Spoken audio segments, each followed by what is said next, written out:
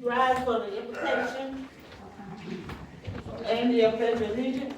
Let me apologize, I have to leave right after the pledge and the prayer, but I will be back tonight, I promise. Okay. Let's pray together.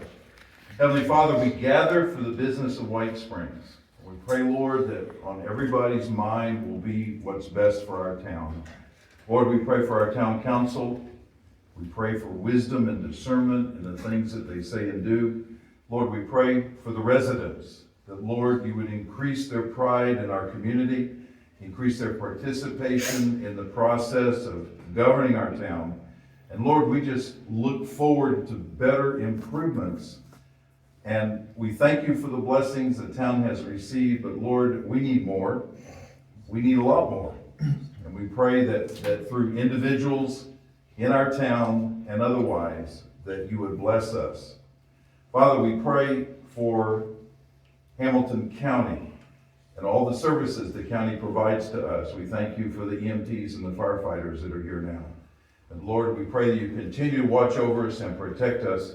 Father, protect us from disease and protect us from crime as we live and serve in White Springs. I ask in Jesus' name, amen. Amen. I pledge allegiance to the flag of the United States of America and to the republic for which it stands, one nation, under God, indivisible, with liberty and justice for all.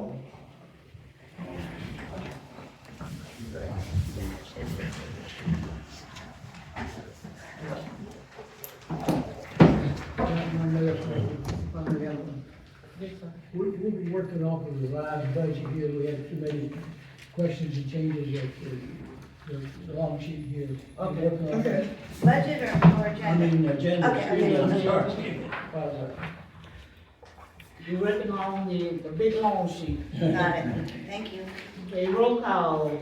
Councilmember Gamsby. Present. Councilwoman Shirley McCall. Present. Vice Mayor Nicole Williams. Present. And Mayor Brown is here. Approval of the minutes. Okay. So, through error of two people, we forgot to attach the minutes to the packet I sent out. So I sent them to you, but they're attached to your agenda here. The minutes for the December meeting. Is there, I mean, January meeting. do we have to approve them tonight since I mean, I didn't see it come in, so I haven't read them. Or can we abstain? I don't know, how'd that work? Robert's rules? We could just not approve the consent agenda and move it to next meeting. Is that okay, Madam Mayor? Yes, we'll move it to, the next, to March meeting. Thank you. We'll take that. So I move to table the approval of the minutes until our next meeting.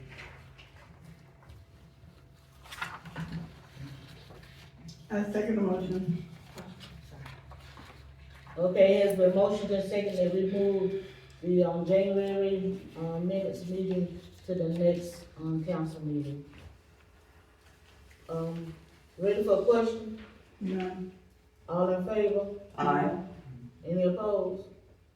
The ayes have it, motion carried. And I have another Robert's rules question. For the additions and deletions, I have two things I would like to add. Okay. Do I make the motion and Can you wait till you get in first? You're jumping ahead of me. Hold on, you're jumping ahead of me. we're not at additions and deletions yet? You should have already. I haven't called it yet. That's what I'm asking, do I do it before a motion is made, or do I wait, what? Let me call it first, when I call it, and then you can make your motion. Okay, the next item is, additional, deletion, and amendment of the agenda. So do I make the motion and then add it, or do I talk about it and then make the motion? You say what you wanna add, and then we'll make a motion to add it. Okay, thank you. I have two additions I'd like to add under 9F and 9G. 9F, I'd like to add the proposal for leash law for the town to discuss. And 9G, I'd like to add a proposal for, establishment of operational hours for the Wayside Park, which Bo will go into detail about. That's already up here. It's on the agenda. That's on there? That's right. Okay, never mind that one. And what was the other one? I'd like to propose, discussing a resolution and ordinance for a leash law. Well, when I read the papers for the county, it said for something municipals, which, and for unincorporated municipalities, we are incorporated, so I don't think we fall under their umbrella unless we have a specific. It is encompassing down Even though in their paperwork it says for non-incorporated municipalities, I read it. Non-incorporated, we are incorporated. I know, but animal control covers non-incorporated. We are incorporated, so, It's a countywide order, dog and animal control ordinance. so what about the words that they have in their thing that says I'll non-incorporated? have to follow up on that, but, it's supposed to be countywide. Yeah, Hamilton County has that. County. I'm just telling you, you gave me an ordinance from them or something that said non-incorporated, and we're incorporated, so I need to either clarify, did they have a leash law? Animal control is, the sheriff's department is in charge of all that. I will get you an answer at, hopefully by noon tomorrow. Okay, so we put this off until next month? I don't think it needs to be, but I'll double check because. Okay, I rescind my whatever it was gonna say. Okay, I'll follow up. Madam Mayor, I need to make, and I wanna add, I'm doing addition for the agenda, under new business. Whitfield Productions has to be put on the agenda.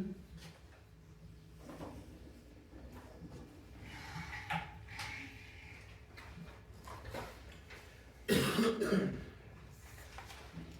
gonna be under G? No. You already have G. We don't have these. You did I list say off the G. You said now that was tabled because he's gonna look into it. It's gonna be H. No, it would be F because the Wayside Park is already on the agenda. Yeah. So, No, Wayside, okay, if y'all look at so the F agenda. is the park and F is G, the Wayside Park. and G is, The dog leash. no, he's not gonna do the dog. All the, Whitfield should be L, should be G. Okay.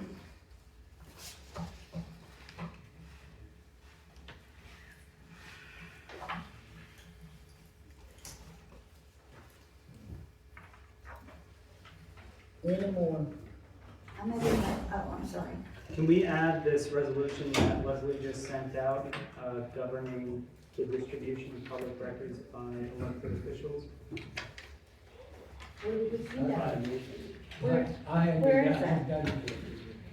Is that under, that'll be, what? Leslie Hey, just sent she's it gonna out bring it. like an hour ago. She's Right, supposed to our to send it- email? She's gonna bring it with her, but he was saying to add it. That's So we okay, can go add ahead, it, I add it. think we can add it, maybe Okay, have it before. so that'll be resolution, what's the number? She could, Doesn't go in have her to. report. She'll do a report and she can, as part of her report, she can ask it, add it to the agenda. Okay. So that'll be 26, 24. But it'll be I under don't know Leslie. what, I I don't haven't know, seen we're it gonna yet. have to wait for her, cause I don't know what the, It may be on the computer. so when she do her report, she'll add it. Okay, So we did not amend anything then, because everything's already on here. No, Just added six, we, you've added L, add G, Whitfield. I thought Whitfield was on here. no, no, it's Whitfield. not. Oh, my mistake, I'm sorry. Okay. I move, oh, Go ahead. Is there any more adding and deletion to the agenda, any more? no. Okay, go ahead and make the motion for Whitfield. I move that we approve the agenda with the added item G for the Whitfield. I second. Okay, has the motion and second that we approve the agenda that's added to the Whitfield Productions. Ready for the question? All in favor? Aye. Any opposed? The ayes have it.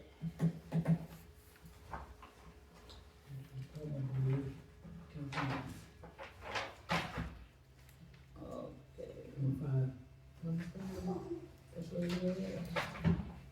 I do have a question on the one that we got in our packets about 7 under old business. Are we not doing the election information tonight? We have not gotten down there for, I'm on number 5. Yeah. Give me a chance to get down there. Well, it's not on the new agenda. It is. Where? Number 5, appointment of new member of council. No. This one says old business. Announced. We're not We're using not this doing one. that. That's my question. Are we not discussing the We election? just- It's coming under here, Cheryl. It'll be discussed under, Number 5, manager's report. appoint. Now I lost my place. Appointment for,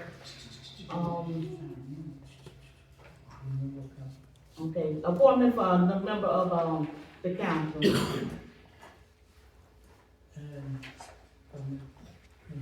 Yeah, go ahead. We had 2 people apply, had Jasper Williams and Gretchen Fouchecourt.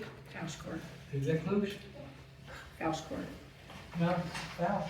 Fouchecourt. Okay, all right, okay.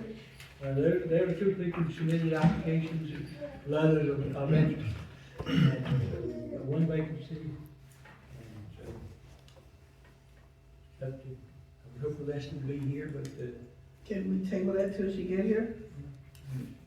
it's on the agenda, we're here, I mean, I just hope she'd be here to, do the parliamentary procedure, I guess, All right, Leslie said she was gonna be 20 minutes late, so I moved to table item number 5 until between 8 and 9. okay. Okay, we'll take it out. Someone has to second and then we vote. I second it. Okay, here's a motion and second that we table number 5.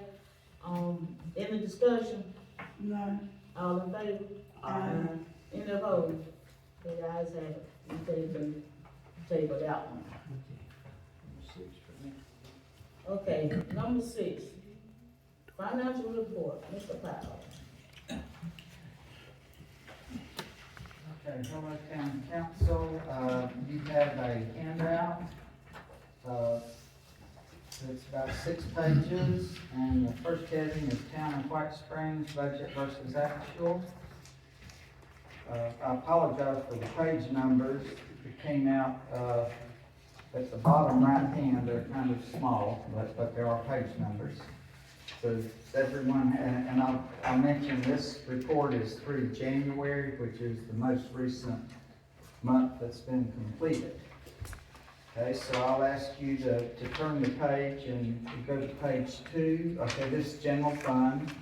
The total income, first column is actual, 283, 884, 57. The pro rata budget's 267, 561, 92. So at this point, 1/3 into the year, you're positive 16,322.65. And kind of reviewing it, I think that's mainly a reflection that you collected your ad valorem revenue ahead of the pro rata basis. After that, you have the many line items of expenses. And so if you will go to page 4, it'll say 404, and you'll see that the total expenses are $357, $833.48. Pro rata budget is $234, $824.32. So at this point, and I'll just mention that at the last meeting, you approved a budget amendment. The budget amendment hadn't been entered into this report at this month, but it'll be the next month, and that'll even out some of the apparent over expenditures. So I think that the spending from reviewing it is within range. Again, you have you're incurring some grant-related expenses that you haven't been reimbursed for at this point. Okay, so, the next statement, and it'll start with 1, and it'll say Town of White Springs Enterprise Fund, budget versus actual. So this is enterprise fund. If you look 2/3 down the first page, the revenue is $242,065. Pro rata budget's $213, so you're positive $29,065, and that's almost exactly on the county grant. You've collected all of it, and so you kind of have an extra $30,000. So the revenue, I would say, is very precise. I thought that was 40,000. The county grant. The county grant Just from is- past reports, Okay, the county grant is $45,000, okay? and you collected $45,000, but the pro rata portion of it is $15,000. Break it down to about 12. Okay, so if you go to the last page at the bottom, you'll see that your total expenses are $252,267, pro rata budget's $218,401. So your expenses exceed the pro rata budget by $33,000. And I think you kind of look up several line items. $22,000 of that is some professional services that are grant related, that at this stage you've spent the money, but you haven't been reimbursed for it. I'm gonna say we just submitted a payment request for $158,000. All of that helped the budget. So I think that your finances are reasonable through 1/3 of the year. I have a question for you, Mr. Powell. Sure. On, page 4, with 4 out of 4, where it has special events expenses account, is this the total budget or just what we've used out of the budget? Okay, so that's good. Okay, so special events expense, at this stage, you've spent $198, and your pro rata budget is $4,166, so you're way under the budget. Okay, But we do have the 12,005. okay, that was the question. Yeah, Like, yeah, okay, and I again, just, yeah. I was kind of a little confused I on it, so I'm like, but I understand. thought we did that, you know. Yeah. All right, well, thank you for And clearing it again, up. it's a pro rata budget. What's so the 12,005?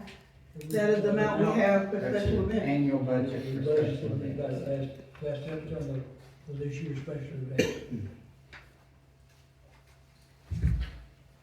So we went from 5,000 to 12,000 for the new budget. Because that was We went something- back to what our original budget used to be for special events, because we're doing more this year than what we've been doing in the past.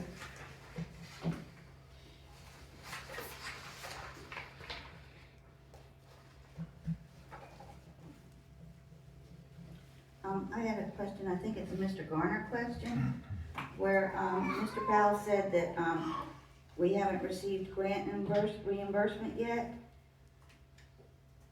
We just submitted a request for $158,000 from the state to reimburse, not all what we spent, but what we're going to spend. And just so I understand grants, I know that they say they're gonna give us so much money, and I just didn't know we would spend the money before they gave it to us. Is that They have a common provision. practice? They have a provision for counties and municipalities with economic problems to be able to request funds ahead of time. Pay and they get, in some of the grants that you have to pay and then get reimbursed. Some grants, you get reimbursed and then pay. So these grants that we're talking about We've got here, a we are couple, we've got paying, a couple in here that were made before the change to the state law was made for getting that advance money. I tell you, when I tell you that, advance payment, you get the money before you spend it in some cases. but this is grandfathered in under we pay, then get money back. The common rule is you pay money and then you get reimbursed with any grant for any size government. But like CDBG has a special rule for smaller physically constrained companies that you can get the invoices, send in just the unpaid invoices, and they pay you, and you disperse it within 5 days. But the majority of grants is that you have to show that you have to send in paid invoices and you're reimbursed, and that's just common, and it makes it very hard on a small town to try to make improvements with grants, and like I said, last meeting, you were grant poor. So this bid that was short here, and I didn't even write down what the number was, while it's coming in, it was not part of the CDBG, but it was part of what? You have several, you have some FDP grants, and it's mainly those type of grants. I think they're doing the meter reading project and stuff like that. CPH or CHP? Whatever, yeah. So it's a very good thing to have grants, but it makes it hard on Lee to manage the cash to make it all work. Okay, thank you. Any more questions? Thank you, Ms. Brown. Thank you, and have a nice rest of the meeting. Thank you, Mr. Powell. You don't wanna stay?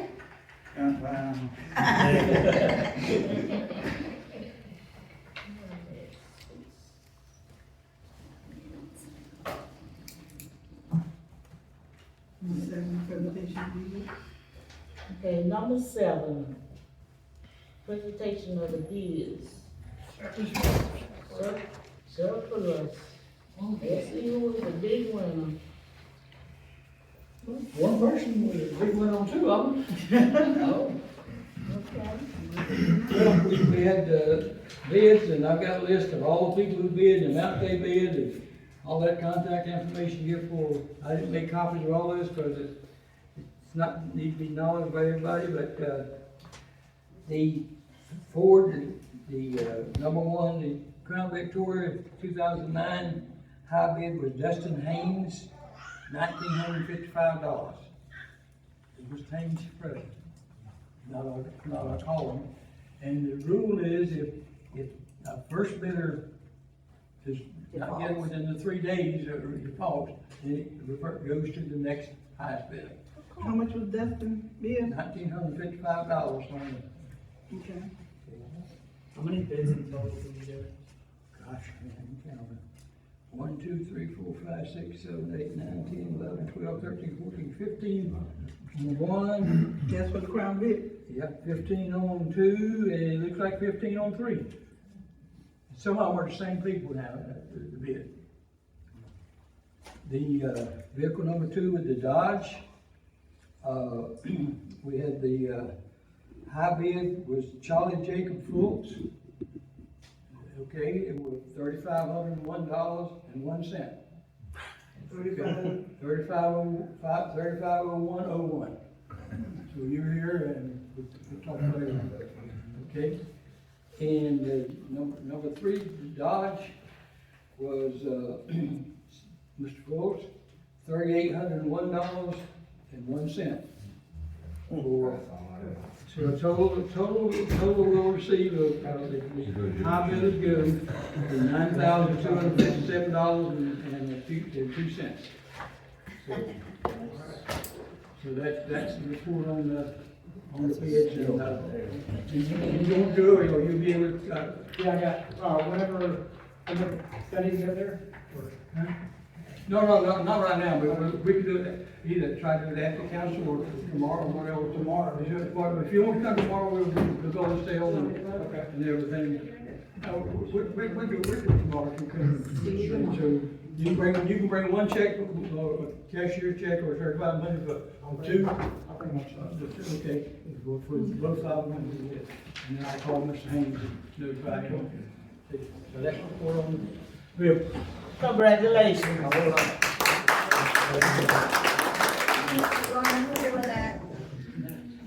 And it's a lot easier than you have an auction out here, because you have auction expenses and everything else. when you do something like this, it works out, and you'll wind up in 99 times out of 100 getting a few more dollars when you do it like this. Yeah, that's pretty good. I'm surprised on one dollar, yes. Good. Don't go out and spend it tonight. Okay. Let's see, our attorney done made it in for a minute. Yes. Made it safe and sound. Well, do like to make it sound. Okay, let's go back up to the item that we tabled.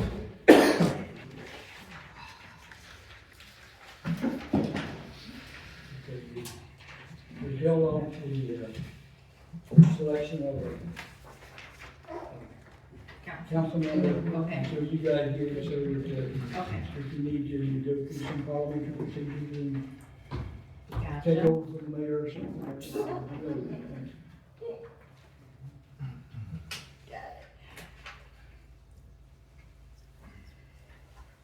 And we already announced that the two,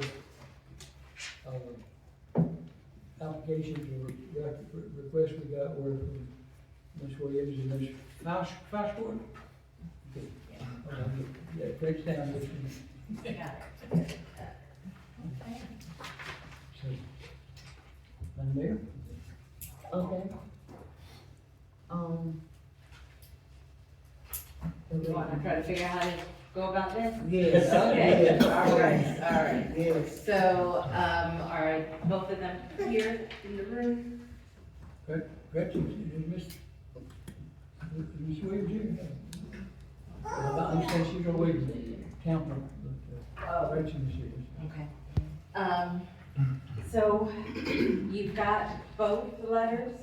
Everybody has both letters? We don't have Gretchen here. Huh? I don't have Gretchen, unless you put it in the package. It should be, let me see if it's in the new package, let's see if it's.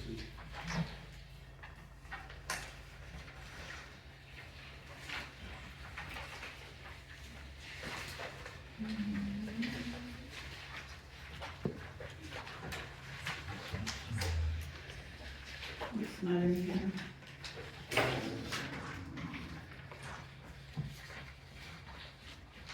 Not in your packet. Well, it's sent you the one from, email from. Well, we got. We have the one from Jacqueline.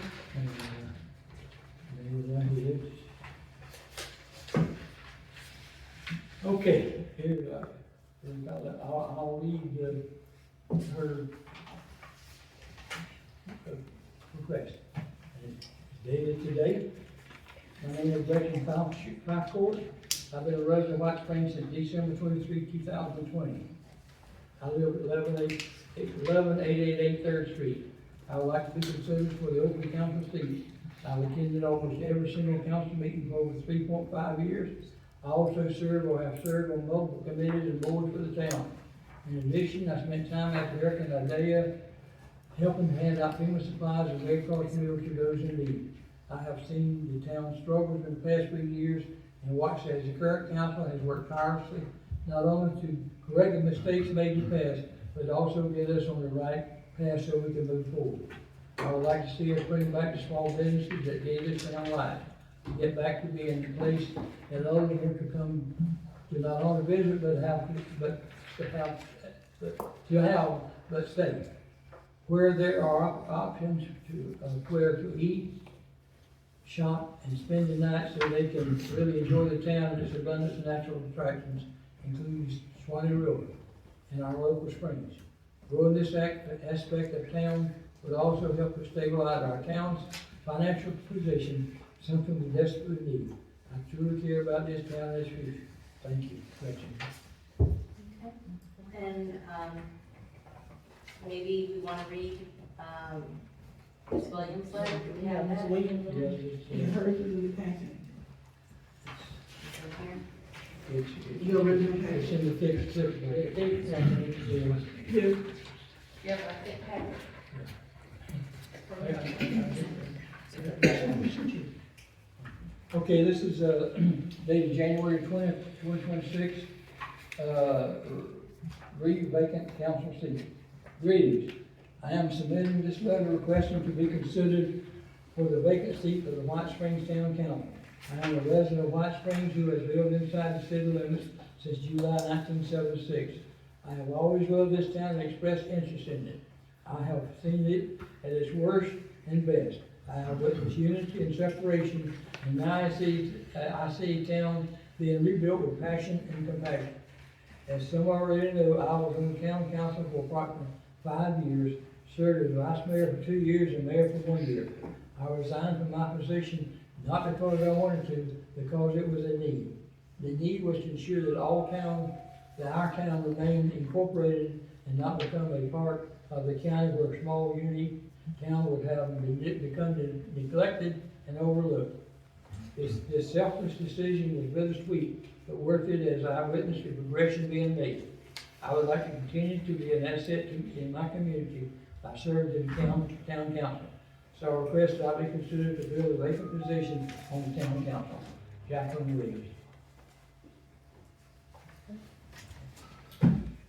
Council, you have heard the reading of both letters. Is there any discussion on either one? I do. Yes, ma'am. The first point I'd like to ask the council to consider is Gretchen has been at almost every single meeting. She's been to almost every single committee. She's participated in many of the curricular thingies that we do around town. And I have not seen Jackie at one single event or at a meeting. And to me, that's disturbing, that she wants to be part of the town and lead the town when she doesn't even show up for any of the council meetings, much less the committees. I have another question concerning the eligibility under the documented under the White Springs Charter. I documented by video several of the things that she did as a former council person / mayor that I find concerning and don't think that she would qualify under the charter rules for a council seat. Under section 203, extraordinary vacancies, and that if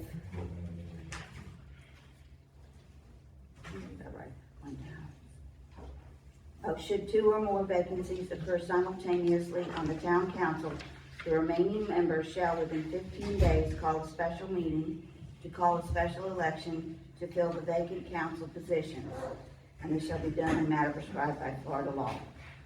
This was not done under her rule, and I find that concerning that she violated the charter in that effect. Along the same lines, when they did appoint the 2 people that they appointed under the section 203 C2, it says those people will, they may serve the remainder of the term of the vacated seat, which did not happen. They went on to the next term. They did not have an election because they said there were no opposing people. However, these people were never elected. Therefore, they should have held an election anyway, and that was not done. Then I have the, if you want to go to mixed videos, the one on 528 shows where they actually voted in the 2 appointees rather than having an election. And on I may have these dates backwards, on 228, oh, that was 23. On 228-25, the video shows where Leslie said that due to only 1 candidate qualifying in 2024 elections, 2 seats became vacant. Randolph Williams and Jody Watson were initially appointed to fill these, and under the, and this is Leslie, under these extraordinary vacancies, and this is at minute 0.52 to 117. The town charter specifies that if 2 or more vacancies occur simultaneously, a special election must be called. Therefore, the appointees Randolph Williams and Jody Watson are deemed invalid and are no longer considered council members.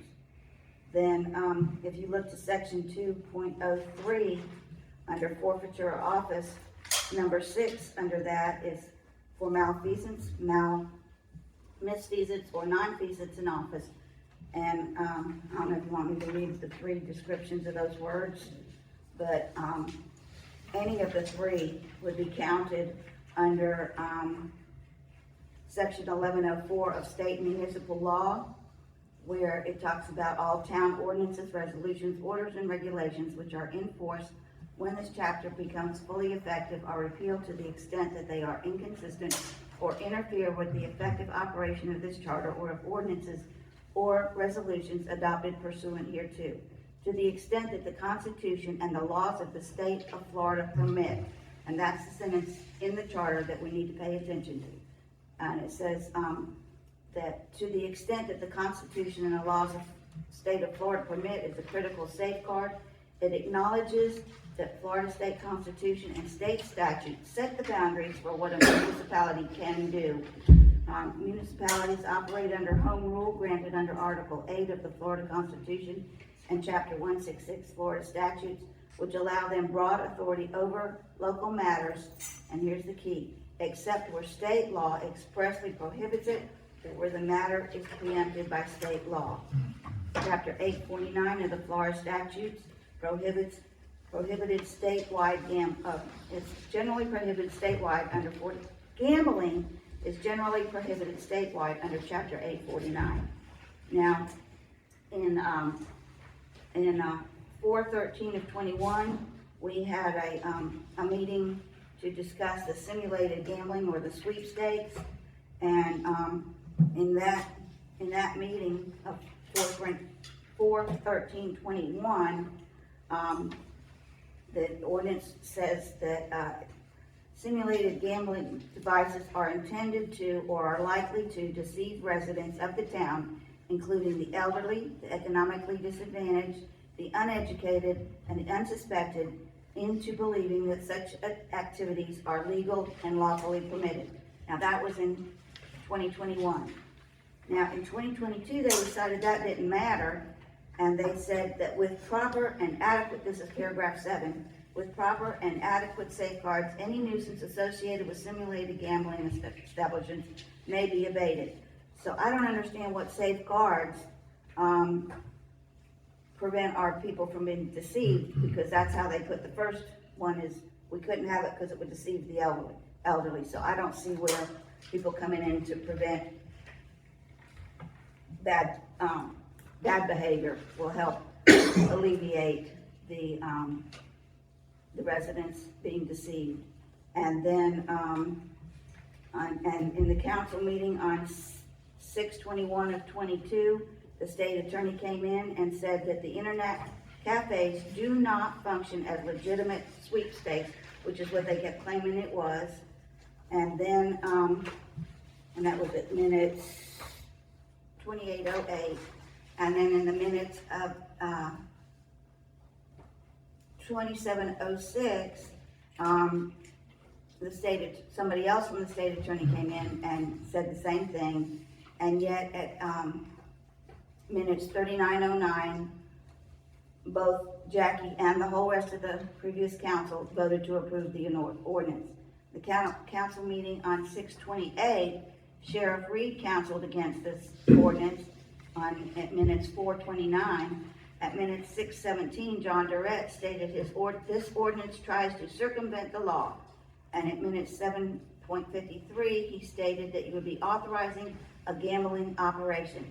At minutes 48:38, both Jackie and the entire board voted to approve the ordinance. May I see that? Okay.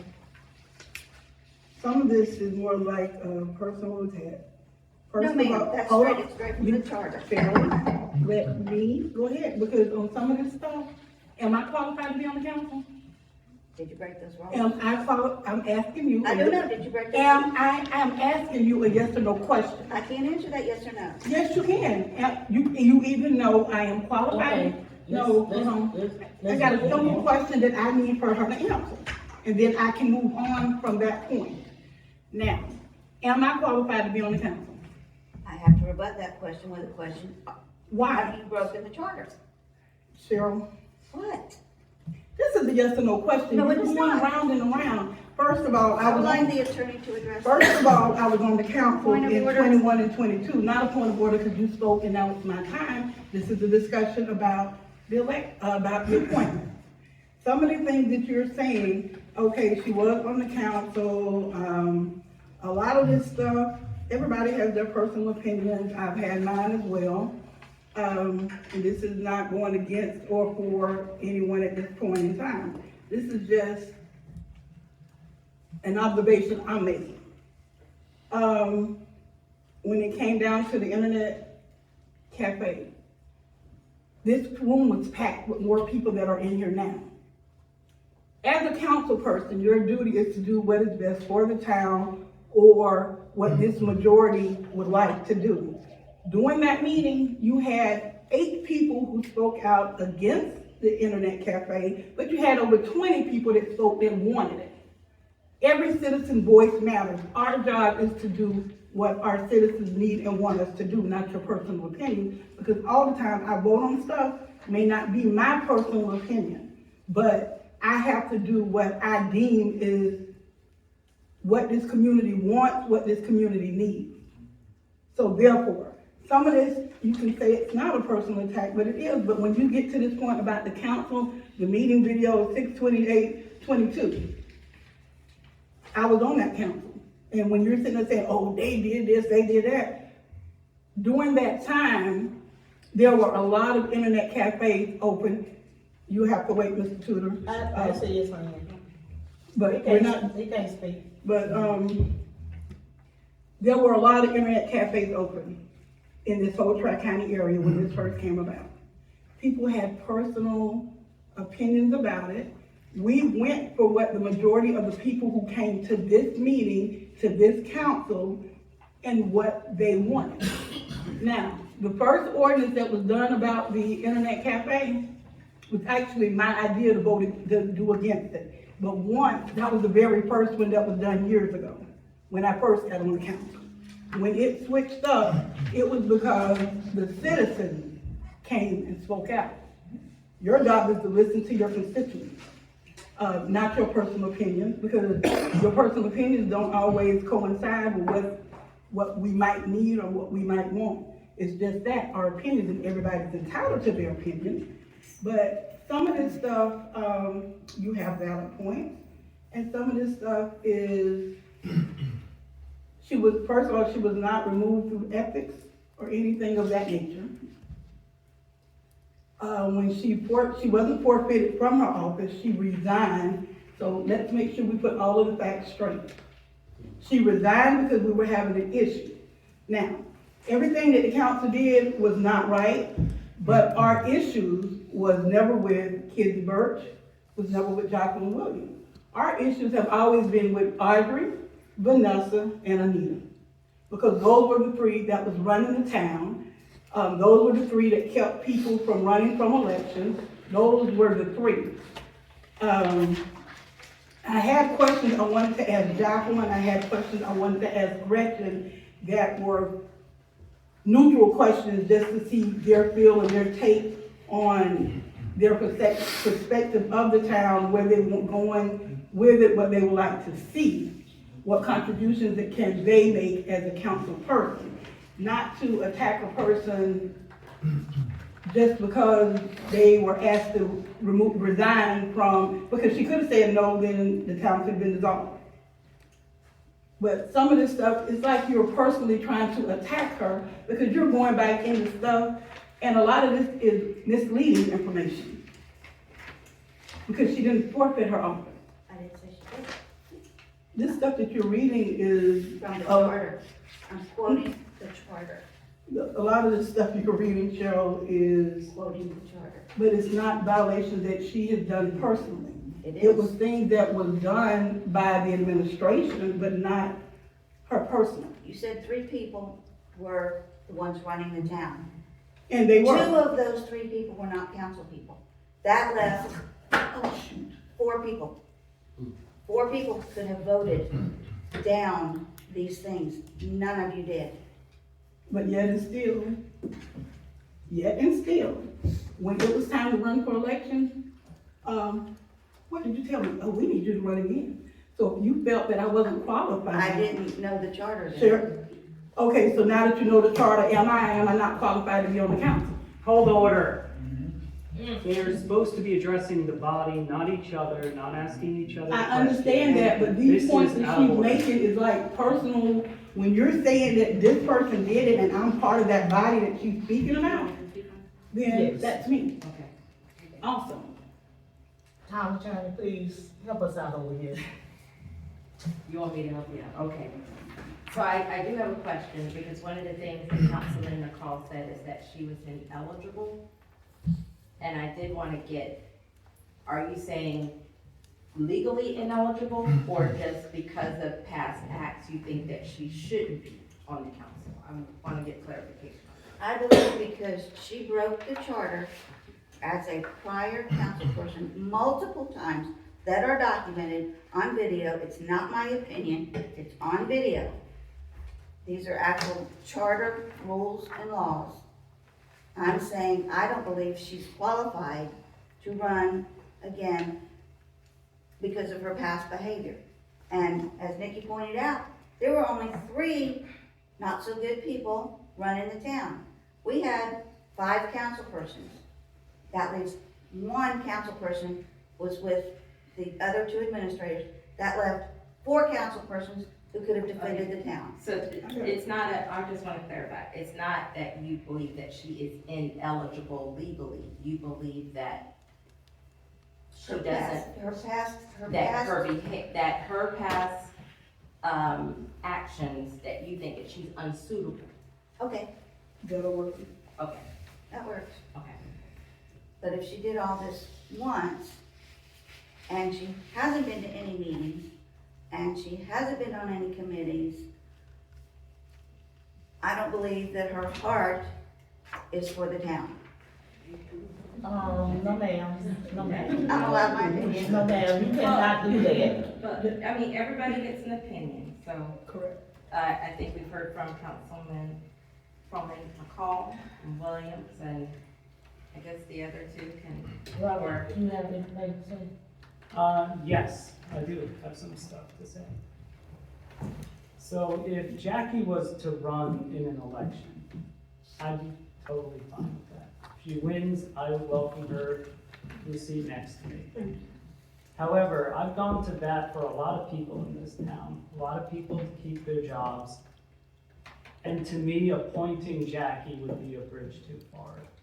It's not something I personally am willing to do because of the circumstances in which she left. I think that if we appoint her, it's gonna send a bad message. I've worked with Gretchen on a lot of committees. I've worked with her on the zoning board before. She is extremely competent. She's extremely knowledgeable. She picks things up very well, and she's very hardworking.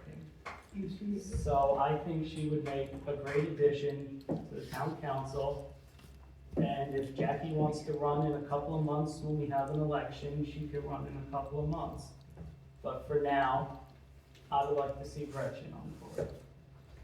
I'm not arguing with that. It was just the way that Cheryl presented it that had me. Because I work with Gretchen on committees also, and I know she's very capable, she's determined. Both are strong-willed women, I will say that. I just wish Ms. Williams could have been here so she could speak for herself, but she's not, and we'll have to take everything into consideration. I'm not saying Gretchen is not a good fit, but I feel like she would be great on this council. That wasn't what the argument was about. The argument was about is how you're presenting your opinion. I'm documenting it.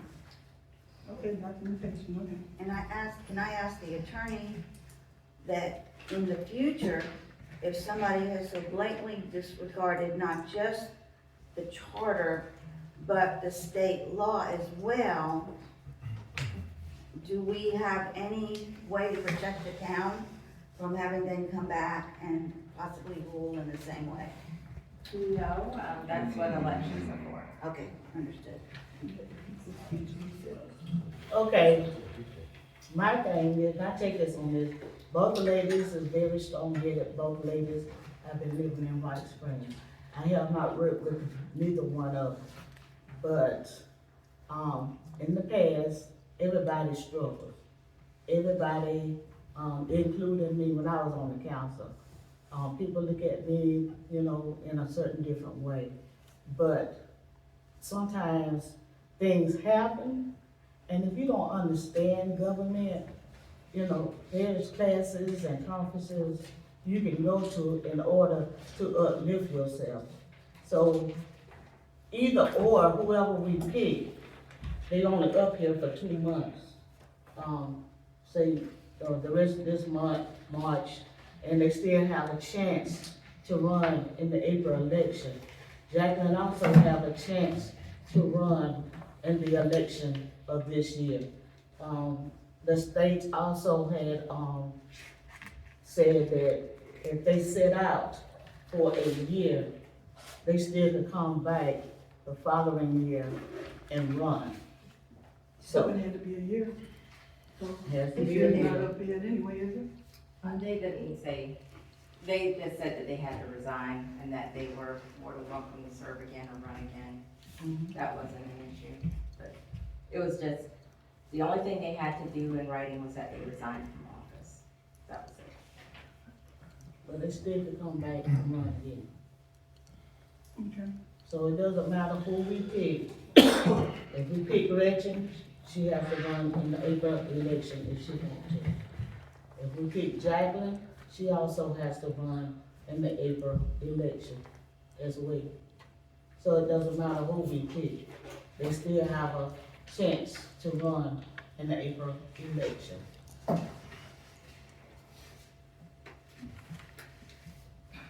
So, from the council, I move to accept Gretchen Fouchecourt as our candidate. Second. okay, is there any nominees? Any more? Okay. All in favor for Gretchen? I'm not gonna even mess with your last name. Just say Gretchen, no. I'm not gonna even go there. Okay, I said yes. Oh, It was a vote. Second. You don't I don't think it was clear. yeah, he's vote, I mean, you know, I just said, cause Gretchen is the only one, nobody else didn't vote, okay? No. Are we voting now? Yes. Yes. I made the motion that, for Gretchen, and, Robert is making a motion. And I'm listening for a second. Second. They already motioned and second, it was a vote that was on the table. Okay, so 2 yeses, 3 yeses, okay, and 4. 4 yeses. All right. Okay, come on, Gretchen. Come on, Gretchen. Come on up here. Let me come out.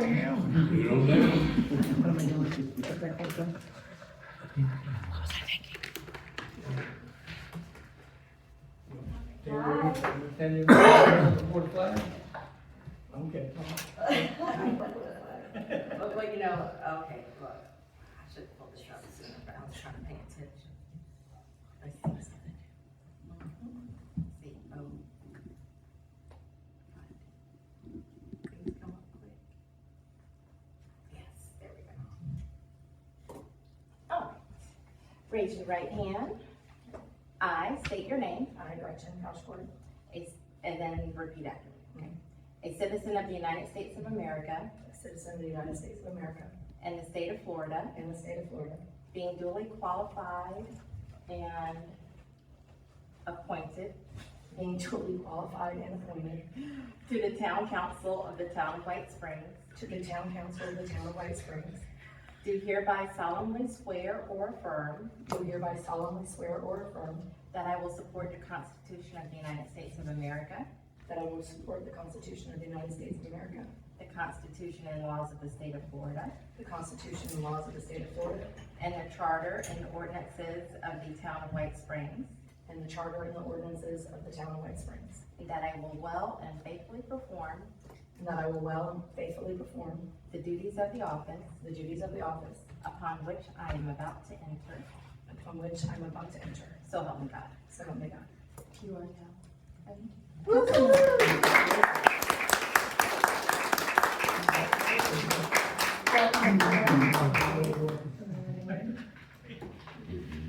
No more talking to us. I know. How are we gonna survive? Oh, we can talk, it just can't be about Telford and it can't be about the city. Yep. But we talk about everything else, and Ellen and Hannah, legal and trade. I need to feel dark. Okay, we got that one. Okay, citizens report, any citizens on the floor? Right here. Come on up, please.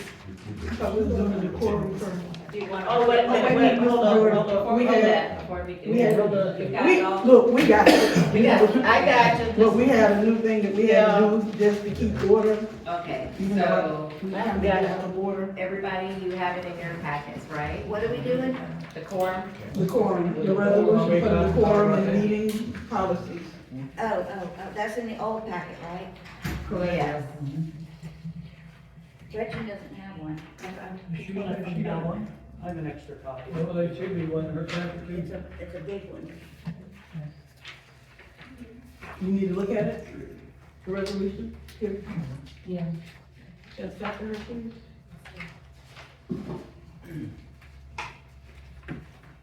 All right, so the last meeting was 3 hours and I do not know why. Because there was a lot of discussion from the entire room. So in order for meetings to run more orderly, I was asked to do a quorum policy. The full policy itself is 9 pages long and it goes through everything, but I'm gonna hit the highlights. So at council meetings, you have a right to attend and speak. And of course, that is protected by the First Amendment and Florida Sunshine Law. And these rules are to help you participate, but we also need to make sure that business runs smoothly. So when you may speak during public comment, and this will be announced by the mayor, you will be asked to come forward, state your name and your address, and then you will have 5 minutes to speak. When it's public comment, you can talk on any topic that you want to talk on, okay? Let's see here, you're gonna address your comments to the body. There we go. Are you in the policy rather than the resolution? I'm in the policy, but I'm doing like the 2-pager, the small one that's colorful. I'm going through that one. The small one is what? It has different colors on it. Well, you probably don't have the colors. What does it start with on that page? Town council meeting rules for audience members. Sure, you got one, I put it in. I got one what? You have one in your package. It's the Is big it packet. stapled to this? I made This copies, is I'll it. give it to Carol. It's at the back of the packet. It's just 2 pages. Okay, so when you may talk is during public comment, only when recognized by the mayor or presiding officer after stating your name and address. When you may not speak is while someone else is on the floor, during council deliberations unless you're invited, and without being recognized by the mayor or presiding officer. So we can't just have shouting from the audience. While speaking at the podium, you have 5 minutes unless that is adjusted by majority vote of the council. Address your comments to the council as a body. Stay on topic of town business. We'd rather not you come up here and talk about your favorite TV shows or music, town business, it would be relevant. When there are other opportunities to talk, so we have public comment, you can talk about anything. When the council is doing votes on different aspects of the agenda, the mayor can call for public comment and then you can come up again, but you have to speak on that item and that item only. And again, there's 5 minutes. If there are a lot of speakers, then let's say if we have a large room and we know if everybody has 5 minutes, we're gonna be here for 4 hours, it is possible to reduce the time as long as the time is reduced for everyone and everyone has equal time. So, do not interrupt speakers, do not interject into council deliberations, do not make audible comments or reactions or narrations during the meeting that cause a disturbance. Do not engage in sustained disturbance or prolonged shouting, chanting, noise making. And to maintain order, if you disrupt the meeting, the mayor will give you a warning, and then the second time you will be asked to leave the meeting. No warning required, of course, as there is physical violence or threats, refusing to yield the floor when your time is up, repeated interruptions after warnings. So protected speech. Now this part is a little bit different because there was a major case out of the 11th Circuit Court of Appeals. And what that is the federal court that's over Florida, Georgia, and Alabama. And there was a case in 2024 with Moms of Liberty versus Brevard County School Board. And the decisions made by the court may be surprising to some. So I did want to go over what your First Amendment rights actually protect. So you can criticize the council, even harshly, okay? You can express an unpopular or offensive viewpoint. You can, if you want to, use profanity.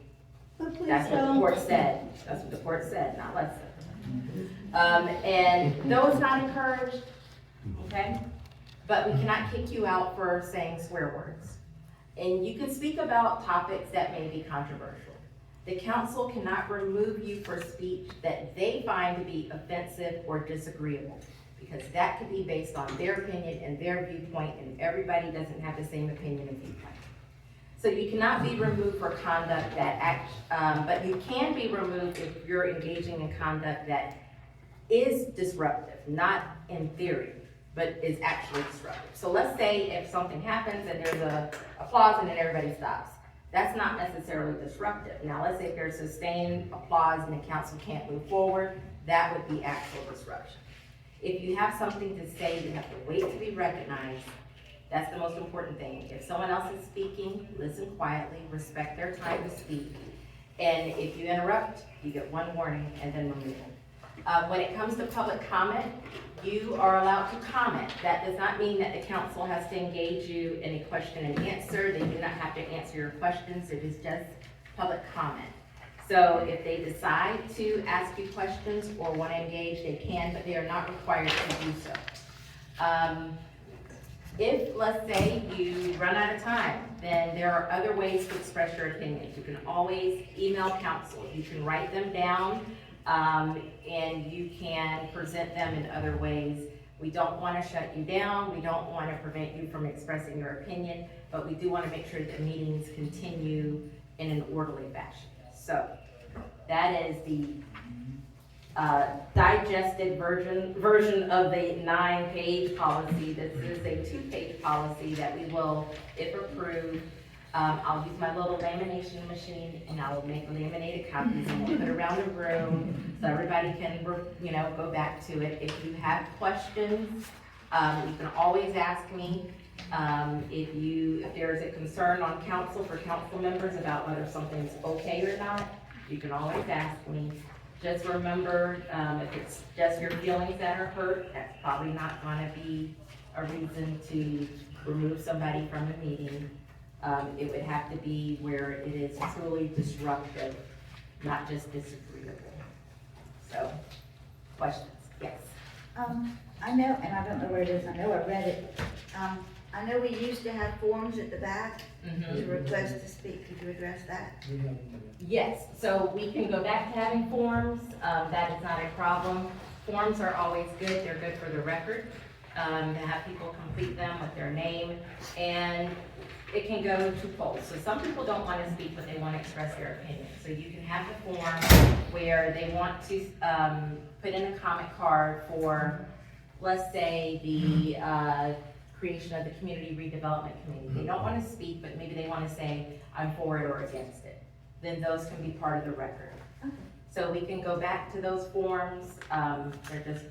We have them. We just print them off and use them. If we don't have the forms, then stating your name for the record and your address is okay. So, but how you guys wanna do it, just wanna do it. Okay, and do you recommend that we do it mandatory or by will or at the moment? Because I know this is gonna come up. So I recommend that you find a system and stick with it, whatever it is. To as much as possible. I mean, 'cause let's say if there's a small committee meeting and you run out of copies, are we gonna prevent people from talking about it? So I think that it would be up to council on how you wanna proceed. Most places do the paper. And anything else? Yeah, I wanted to ask Nikki if she'd give her opinion since she's been doing this a while. Robert had his hand up. Oh, I'm sorry. How will this affect workshops where we might not necessarily want such strict decorum? So during workshops, because you are not actually making any decisions, you do not have to actually have like public comment. Now, but how you want to conduct a meeting, if you want to have the rules more relaxed, if you want to have a more inclusive type of conversation, you can certainly do that. Can you insert that in here? Yes, you can. You can certainly do that. So let's say, what would you call that in particular? Workshops right now are still sort of conducted like meetings in general. I don't think you want to have a blanket thing where it's open, because depending on what you're talking about, again, we've had some workshops go 3-4 hours. I feel like we need to keep this, So, these rules need to be done all across the board. Every meeting, workshop, because if you don't, it's gonna get out of hand. People are gonna be disagreeing with each other,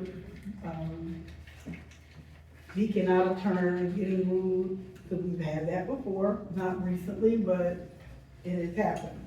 So to safeguard ourselves, I feel like these rules should apply to any and every meeting, workshop that the town, in any of the town committees hold.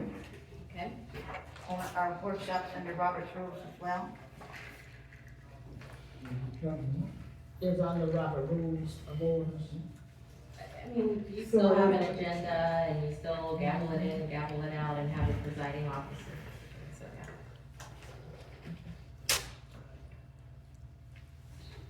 yeah.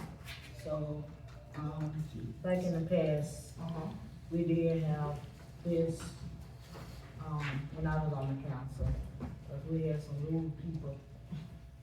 And it didn't look so good. And look, they can be rude just during their time to be rude, not during. I think so. Yeah. And so the proper thing to do would be, as if you're done discussing it, then you can ask for public comment on this policy to see if anyone wants to come forward to, have public comment. Before we do that, I'd like to get the mayor and the vice mayor to give their educated opinion on, the filling out of the forms, as far as, are there any circumstances where they just grab a form and walk up, or do they have to do it ahead of time? What did you find works best? Everybody don't get to a meeting at the same time. So therefore, if they want to speak, they should be allowed to speak. Whether it's something you're gonna wanna hear or something you may not want to hear, but every citizen has a right to voice their opinion. It is the way that they do it. If they wanna speak, there are no more forms, then they still have to raise their hand or either way, because all the time you don't have enough forms back there. Forms are nice, good for record keeping, easy to see, for it's easier to know who spoke and, you know, remember the names of who spoke and what their topic was. But, everybody, if I come to a meeting, because y'all know well, not to this meeting, but the people that know me and they know I'm late a lot. And that's showing up with grace, fashionably late. But yet still, if it's something I want to say, I shouldn't be denied that right to say because I get to a meeting at 6:10 that starts at 6 o'clock. I might not have had time to fill out the form. same way it was when we went to the Capitol. Some people filled theirs out early, some did it too early and wasn't able to be heard. But everybody who filled out the form at the Capitol that day was allowed to speak. No, everybody didn't do it at the same time. So I feel like every citizen has a voice, every voice should be heard. And if the forms are not there, they should still be able to say what they have on their mind. And that's my educated opinion. I'm old school. When I first started, we didn't have no paperwork. If a citizen wants to say something, they would come to the mic, they address themselves, you know, their name and where they're from, and they tell us, you know, what they want to discuss about, what they want to talk about. I'm trying to downsize paperwork. Yes, it is a good thing to have, but I'm one of those type of people that I'd rather for you to come up to the podium and introduce yourself and let us know what's on your mind. Filling out a piece of paper to me, that's just a waste. That's the way I see it. Go ahead. If we do go with the papers and you come in late, do we give them to Sunita? Because I know that's what we did in the past. And when we ran out of forms, she was kind enough to just have me write my name, address, or whatever, and a brief, what I wanted to speak about, and give that to her, rather than trying to give it to Mr. Garner or you as the mayor. Is that what we would do if we did agree to have the things, as everybody give them to Sunita, and then she handles it, so. Yeah, but she can pass it. Either one, Sunitha's on this end, Leslie's on that end. Okay, Either or, it doesn't matter. okay, thank you. You get them to use. Cause previously in the meeting, though, if you all can remember, okay, I'm sorry, Mr. Gigo. At 41 years and although how many cities, everything, I think it's really a waste of time for paperwork. Because you got your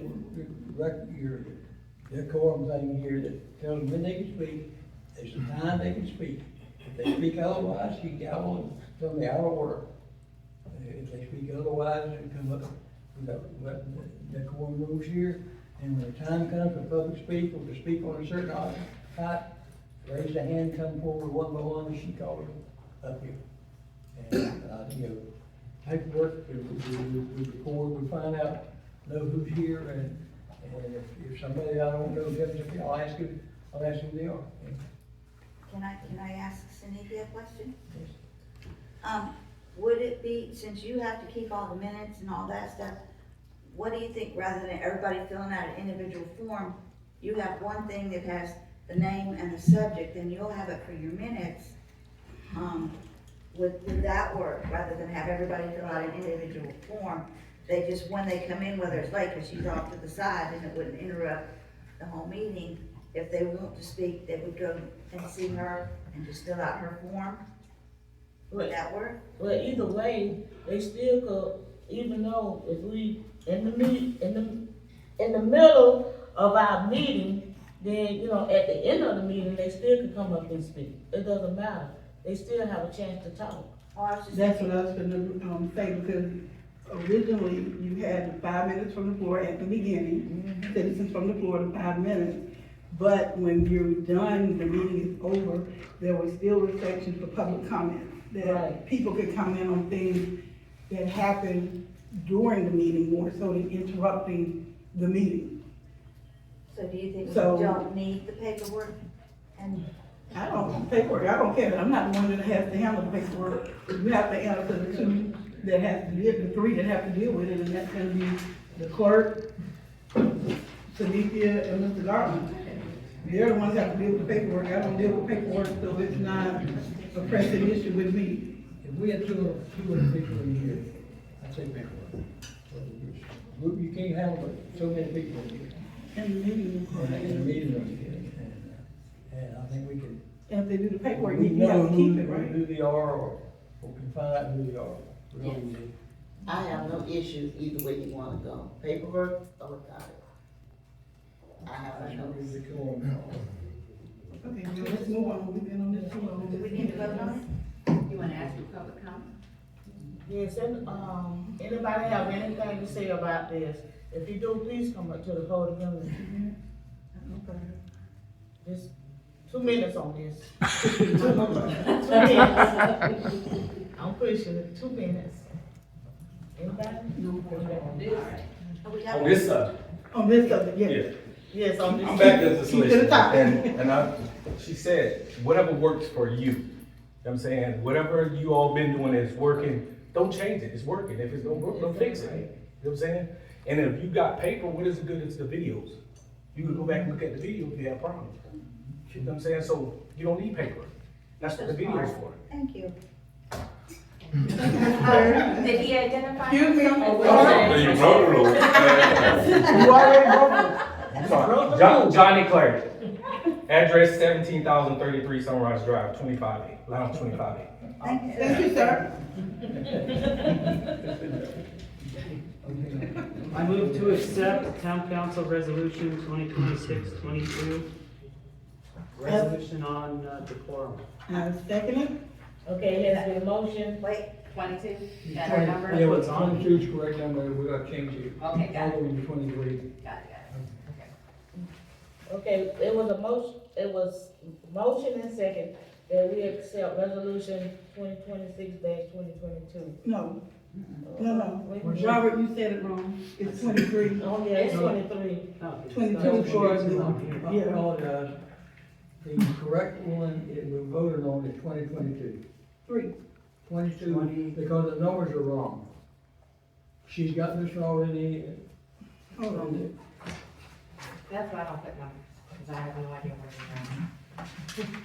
So are you switching the numbers between this one and the one? The other one? well, this one says 23 in the small packet. That's what I said, it's 23. 22 is about the redevelopment committee. That's what I thought. Yeah, we could do it out of order and do it 23. Yeah, Keep it that way. Okay. right. Okay, resolution 23, meeting for decorum. Any question? All in favor? Aye. Any opposed? Ayes have it, motion carried. Citizens on the floor, 5 minutes.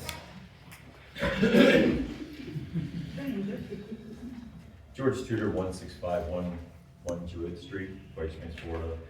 2 points. One was, this is a good thing. I think we had a committee meeting last week. In discussion, I raised a concern and was beaten down by a committee member at a personal level. I raised a concern relevant to the reason that we were there. It was attacked personally. And initially, I must admit, it really put me on my heels. I found it very disturbing. Later, I actually found it kind of amusing because I'm not normally the person that gets blindsided. And so, I came out of that evening going, what the heck just happened? And that's a case that we need to gavel for. The minute that woman started going after me, we could have put an end to that. Absolutely inappropriate, not relevant to what we were doing. Second thing, so the vote that was taken for the gambling, I was here for that vote, and we had a pretty good room filled of people that worked at the casinos. Those were people that were not residents of the town of White Springs. Well, the ones that I asked, did we verify that they were residents? Did each person have? I knew each and every one except for the people, it was like 6 people from the 2 different internet cafes, but the other 17 people that were speaking were all citizens of White Springs. You may not know them, but they live on my end of town. So I know each and every one of them because I even grew up with them or their children. So in the future, for the benefit of all of us, we may not know And they gave me that. that we have a process that we can validate. If we're gonna hold a vote like that, that we. You don't at least- have to be a citizen to speak out. Well, no, but if we're Your gonna, opinion. if we're gonna raise our hands and show a vote of support for an issue that affects the town, then it should be done by people who live in the town. I think that's a pretty reasonable thing. To have outsiders come in from Lake City or Live Oak or others who have maybe an interest in things, and I don't know anyone that would be offended to make sure that those who live here. So what about the people who have a White Springs address, but live in Swanee County or Columbia County, or out in Black Bay, Genoa, and all of these places have 32096 as their zip code? They shop here, they come here, they spend their money here. Then maybe we need to look at if we just include anybody that's got the zip code, or if they have. But that'd be discriminatory. Or if they have, no, but you've got to be a resident of Florida to vote in our Florida elections. It's no different. These are issues that are like near and dear to us, and so we should have the greatest say, and should have the only say in those things. So, anyway, I think my 5 is up. But, so that's my point. Was there a question about who can speak? No, okay. who can vote? So if we're gonna say, okay, I'd like to show hands out there, who wants to have X, Y, Z? Yeah. And all the hands go up. And we go, well, you're visiting from Ohio. I really appreciate that you want to vote on this. It's gotta be the people that just live here. Just like, so the rules are, so I can't be on the council right now, or can't pursue position, because I broke the continuity of my Homestead Act, even though I maintain a home here in Florida, and that I paid $2,700 in property taxes this year. I am not eligible because that's the rule. And that's the rule, we follow the rules. We make rules and we follow rules.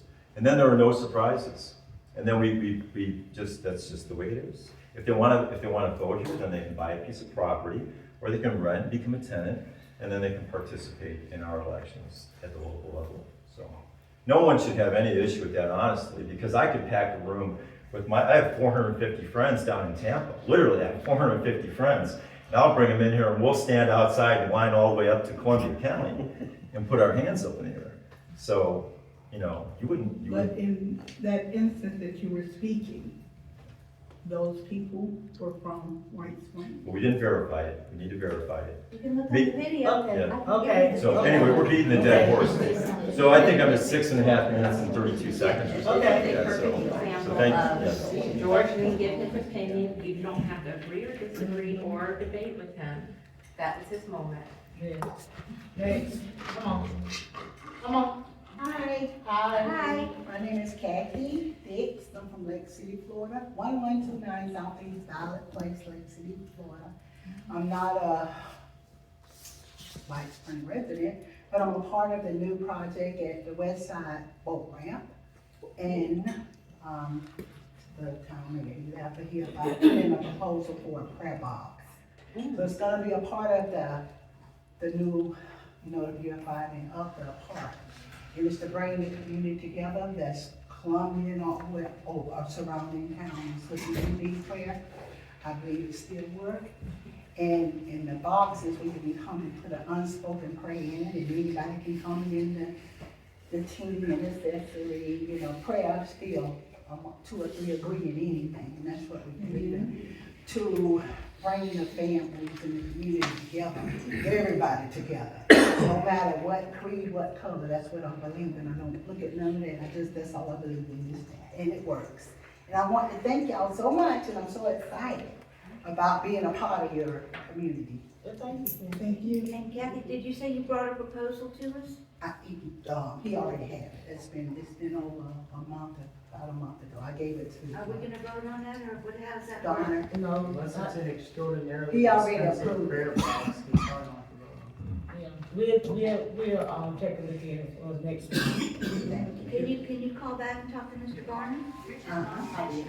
Thank you. Thank you, Kathy. Anybody else? 5 minutes, citizens from the floor. Anybody else? It's morning. I know, it's later. Anybody else? We got someone. Oh, I'm back. thank you. I have a question, and I have some. Wade Singletary, pastor of First Baptist Church, White Springs. Okay. Number 1, the Nest, that ministry for Hamilton County. I have a 2-year report on that because our church is involved in it. Veronica Chesser coordinates it for the county. over the last and this is churches and businesses coordinating together to help with benevolence. The Nest has had 24 requests. They've been able to help 50 children, and the economic impact has been $23,000 spent. Actually, the University of Florida gave us 200 beds. And we've got families with 4 kids sleeping in one bed because they don't have the furniture. And we were able to put beds and furniture in homes, clothe children, put up battered women in shelters. And so this is just something good that's going on that I wanted to report on. Then I have a question for you. The Water Management District for Duval, Clay, and St. Johns County is working on a plan to dump all of their untreated wastewater onto us.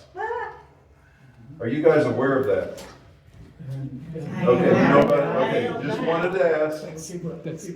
to ask. They're pumping the water over to Jacksonville and want to give us their wastewater. So that's something you guys are gonna have to consider.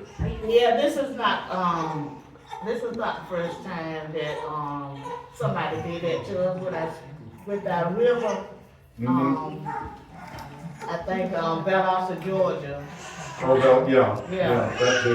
They terminated our water as well, and we had to do something about that too. Okay.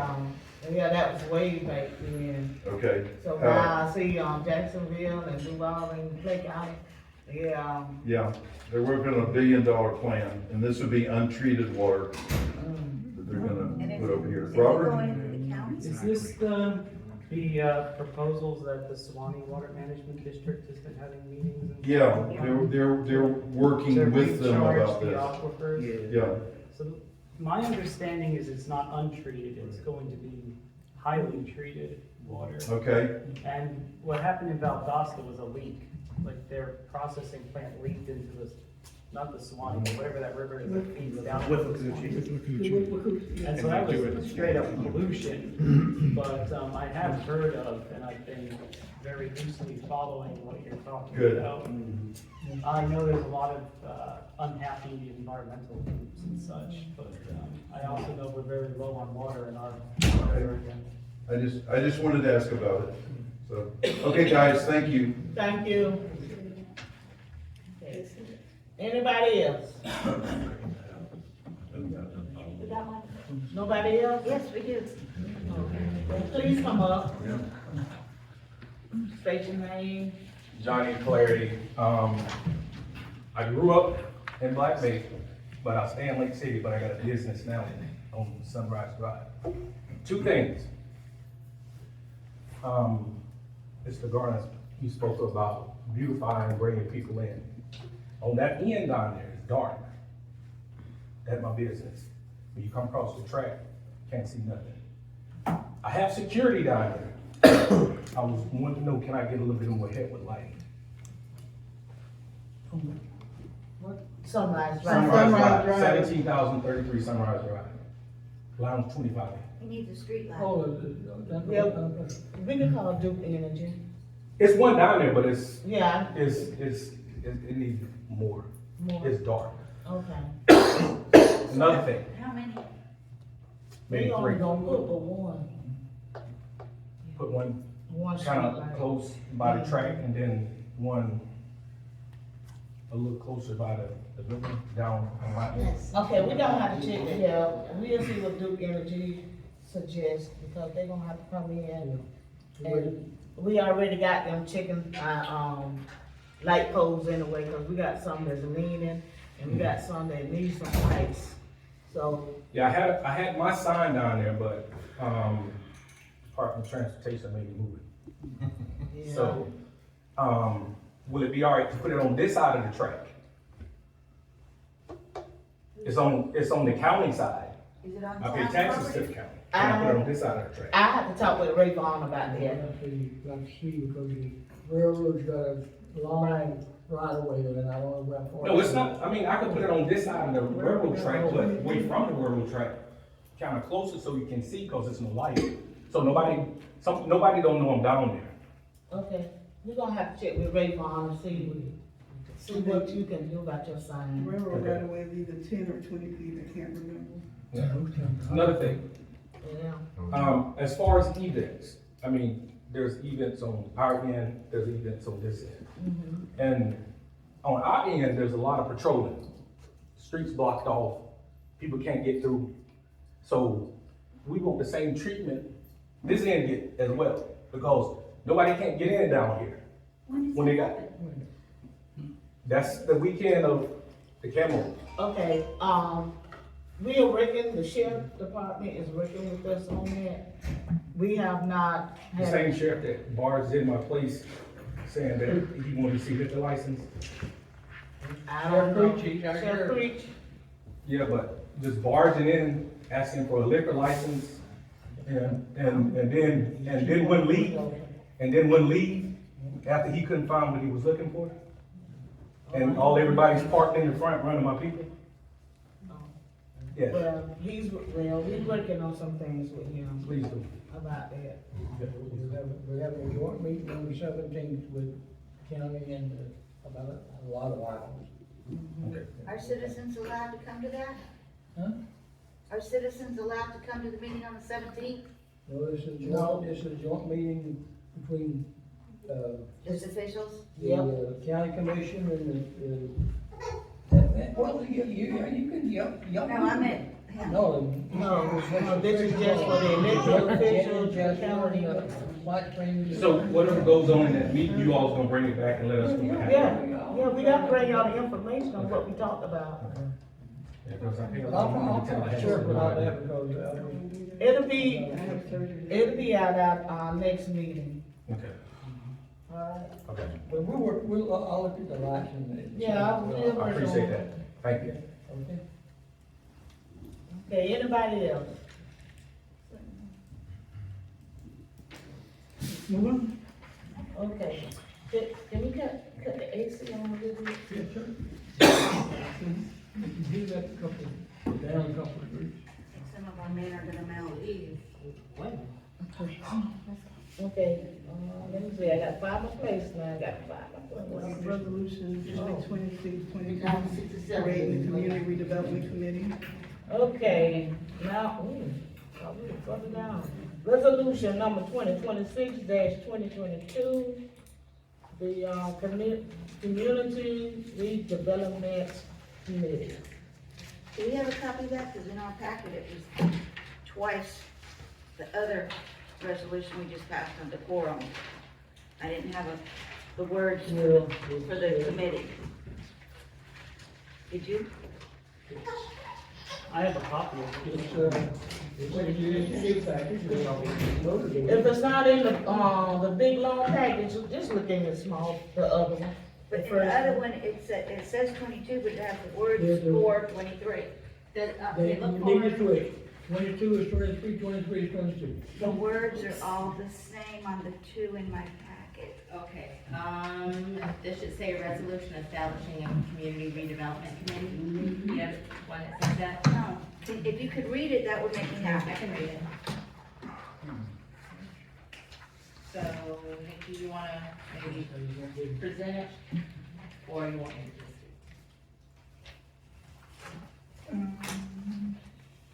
Hold on, let me get it. You had it in that packet? Well, I had a copy of it from the other day. Yeah, but it's not in this packet. You go ahead, because I don't have it with me anymore. Okay. I thought I did. So the Telford Committee met last Monday, and one of the recommendations that they made, was to establish, instead of the Telford Committee, to establish a community redevelopment committee to have a broader, scope of tasks that they're assigned by the council. So I will read it. It's a resolution establishing a community redevelopment committee, defining its purpose, scope, and authority, providing for membership and operating guidelines, and providing for an effective date. Whereas the town of White Springs, Florida is authorized under Article 8, Section 2B of the Florida Constitution and Chapters 163 and 255 Florida statutes, to engage in redevelopment activities and public-private partnerships that serve a valid public purpose. And whereas the Town Council of White Springs recognizes the importance of responsible community redevelopment that strengthens the local economy, preserves historic resources, and enhances quality of life for residents. And whereas the Town of White Springs contains significant historic, cultural, and natural assets that require thoughtful stewardship and strategic planning to ensure long-term sustainability. And whereas the Town Council desires to receive structured, informed, and community-focused recommendations regarding redevelopment opportunities, funding strategies, and partnerships. And whereas the establishment of an advisory community redevelopment committee will assist the Town Council in evaluating redevelopment initiatives in a transparent, fiscally responsible, and community-centered manner. Now therefore be it resolved by the Town Council of the Town of White Springs, Florida as follows. Section 1, the above whereas clauses are hereby incorporated by reference as though fully set forth herein. Section 2, the Town Council hereby authorizes the creation of an advisory body to be known as the Community Redevelopment Committee of the Town of White Springs, hereafter known as the committee. The purpose, Section 3, the purpose of the Community Redevelopment Committee is to advise the Town Council on redevelopment strategies and initiatives that promote economic revitalization and job creation, preserve and enhance the town's historic and cultural assets, and encourage responsible growth that remains consistent with the unique character of White Springs. Section 4, nothing in this resolution shall be construed to delegate or transfer the town's statutory authority under chapters 163 or 255 Florida statutes. The town shall remain the responsible public entity for purposes of redevelopment findings, public-private partnerships, and public interest determinations. All final policy decisions and required approvals shall remain with the Town Council.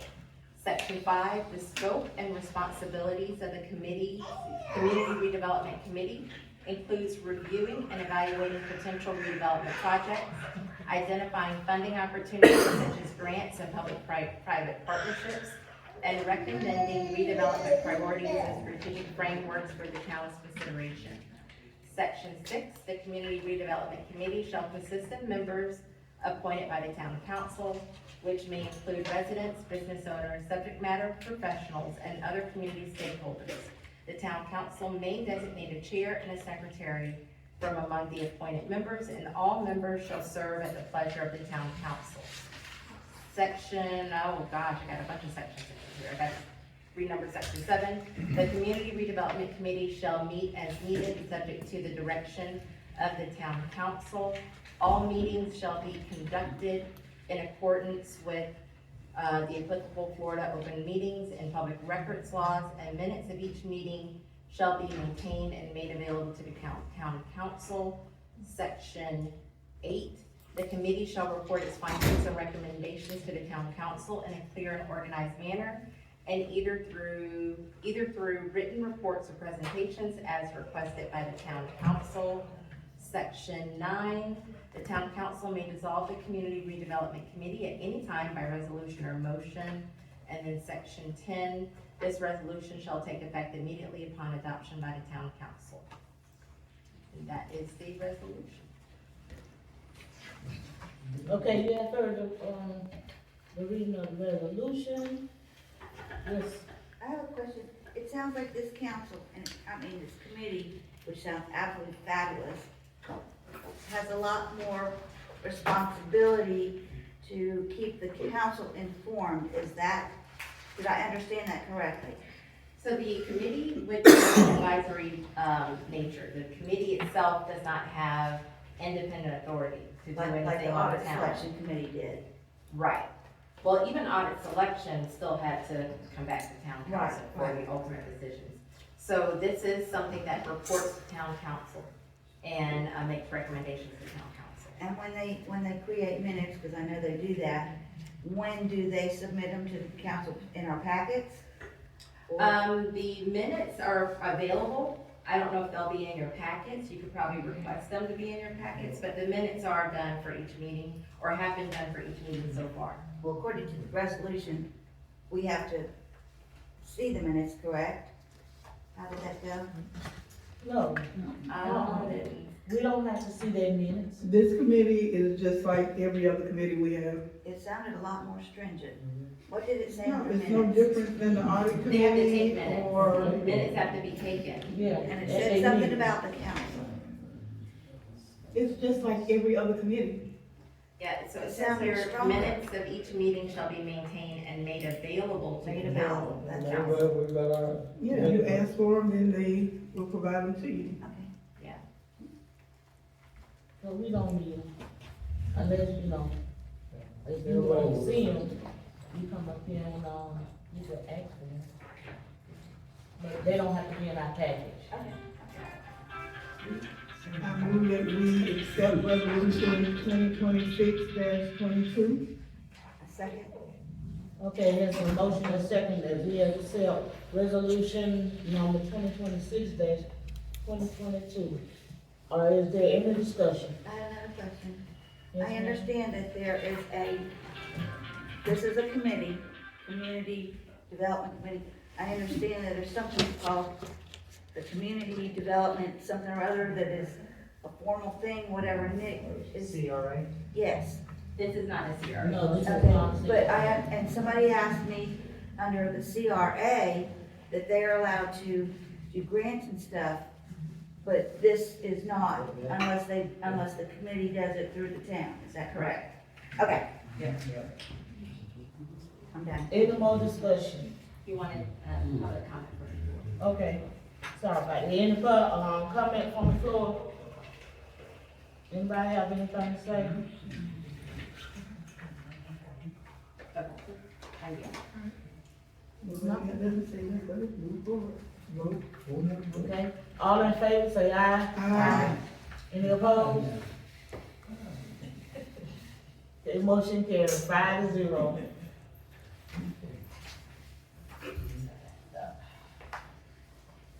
Okay, Approve. The next thing. So I don't know, I see the next item on the agenda. We will put it up there with Yeah. the. Pass that down. It's all part of that. You want? Okay, so, the item is listed as approval agreement with law clerk. So, to clarify, so first of all, for those of you who weren't at the, Telford meeting, my law clerk is Omarosa. And, one of the things that she's done a lot of research, of course, into the Telford, and that included putting together this very detailed report that you see here that I have in binding, and she talked about some of this. But because she is a woman of many different hats. She's got 2 master's degrees, now she has a law degree, she's also a realtor. And she's been using her realtor skills to help us evaluate the property. Here's the thing though, there's a law that was passed in 2024, and because she has a realtor's license, we do have to have something in writing. She has to have something in writing, and even to just do market research on a property. Yes. And it's not a kind of, sort of, she's already done it, so we need to make sure her license is protected. And so what you have there is the memo where I talk about how it's legally mandatory in order for her to do what she's already done, which was research the Telford, look at its history, and different things. During the meeting, we were looking for an appraiser, so even for her to look for an appraiser is included as part of that activity. If she wasn't a licensed realtor, it wouldn't be probably a thing, but she is a licensed realtor. So in order to do those type of things, she has to have an agreement in place. What you have there attached to the memo is the agreement. Now, the agreement is very basic in the sense that we don't have to pay her anything. We just have to have something in writing. This can be terminated anytime. The termination clause is 0. You'll see that at number 9 in the agreement. As far as compensation, we dropped that to like 1% if the Telford is actually purchased that would be a 1%. So, but it doesn't cost us anything. If the Telford doesn't go through, it doesn't cost us anything. If it does, this is 1%, which is about 60–70% below market.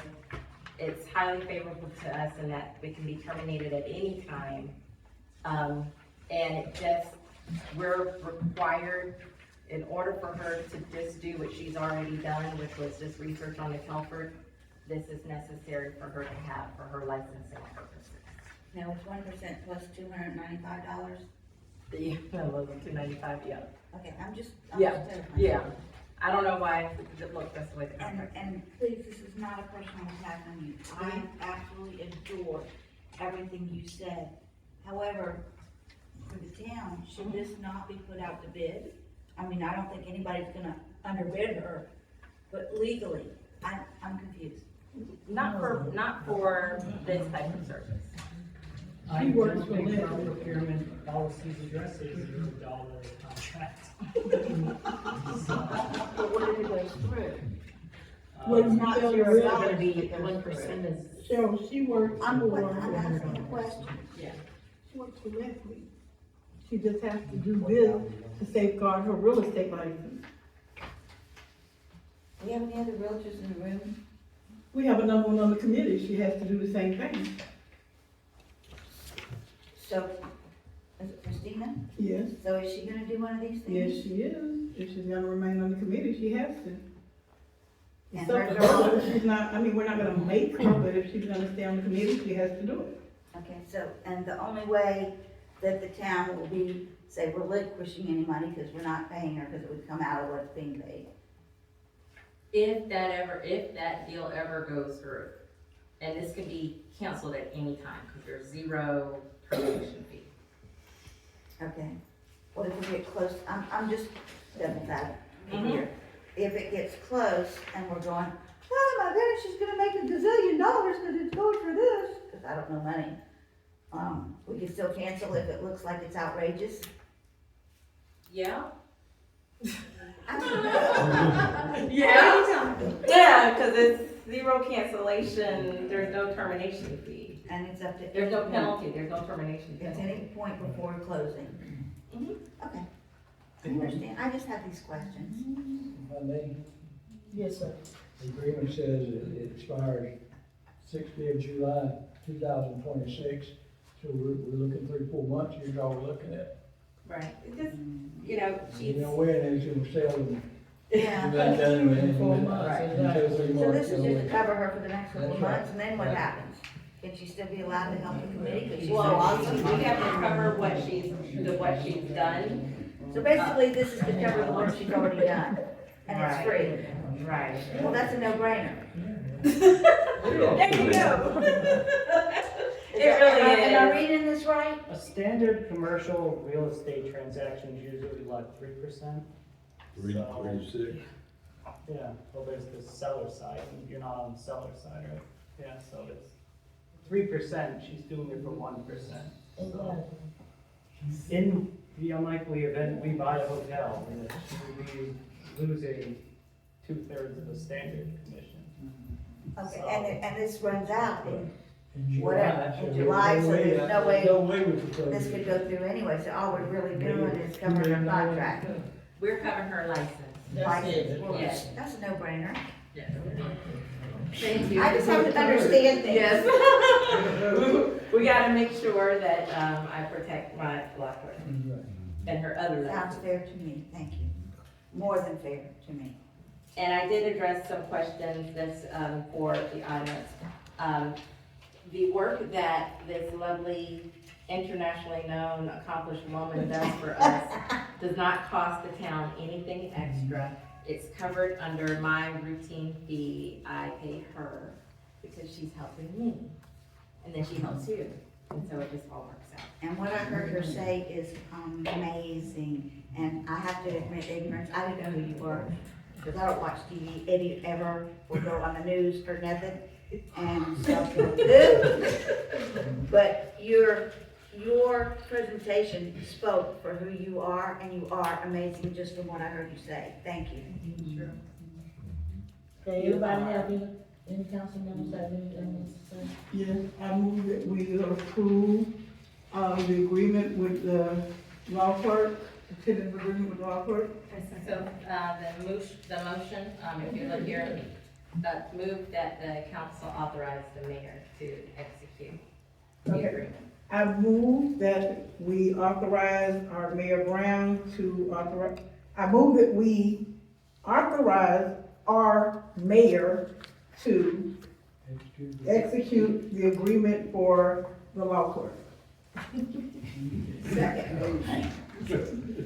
Okay, has been motion and second that the mayor has permission to execute the law clerk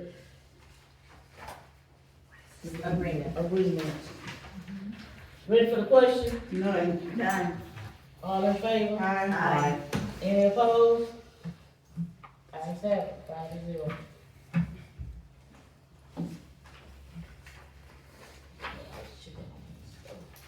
Okay, adoption of the, proclamation for Black History Month, 2026. Okay.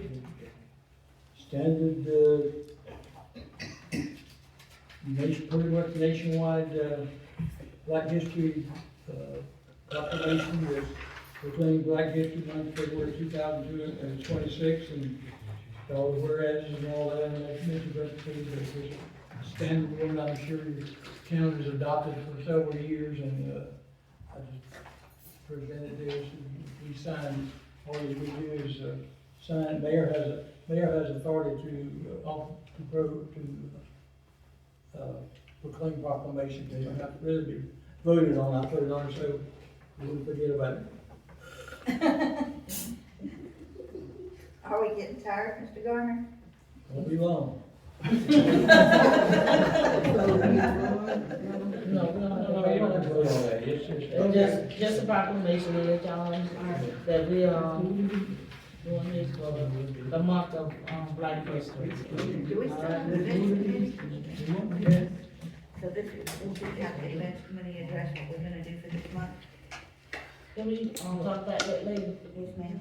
Okay, let's get on with the next one.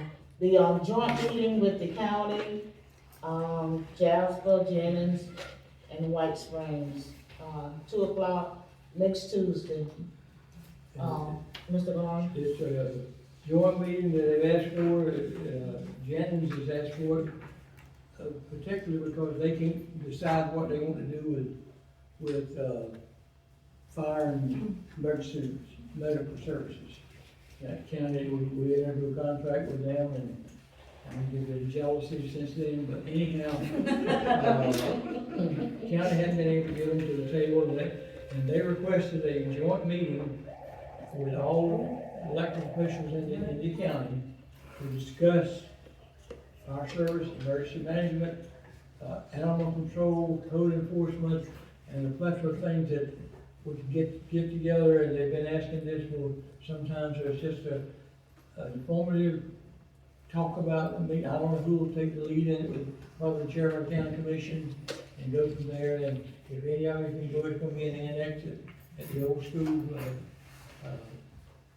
in Jasper, at 2 o'clock next Tuesday. So you're all invited. But it's just a meeting of elected officials for discussion. And I would like to see a 100% participation, If you can. if you can. I have surgery that day, so I won't be Okay. able to make it.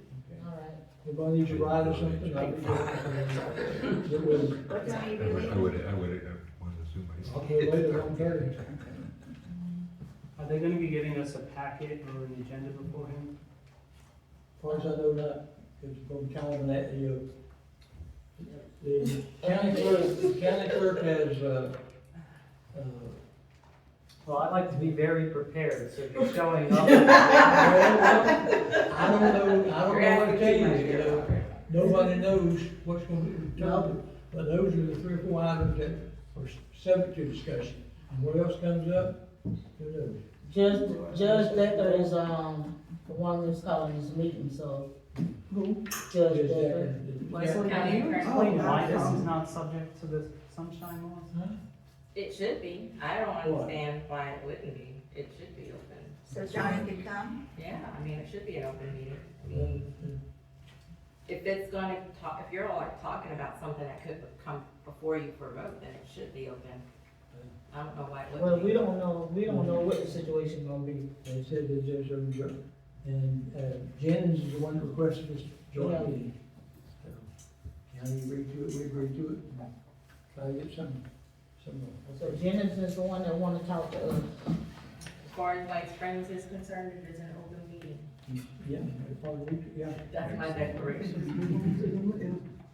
See you all at the county annex. Yep, next Tuesday at 2:00. At the old high school. Okay, moving forward, the state park hours. You know, we've been requested by, vote, do you want to talk to us about the hours, what you want to do? Yes, sir. Please, Good evening, Madam Mayor, Good evening. members of the council, Bo Bushman, our Community Care Coalition. Yes, we've, as you know, in the past, I think, several weeks ago, you approved us adopting the park. And of course, along with that, we wanted to make a sign saying that we, our Community Care Coalition has adopted the park, blah, blah, blah, blah, blah. And then we would also like to, have the hours addressed, the operating hours of the park to coincide with the hours that the Swanee Water Management District imposes on their trails, which of course, that's right up to the park. And their hours are an hour and a half before daybreak and an hour and a half after sunset.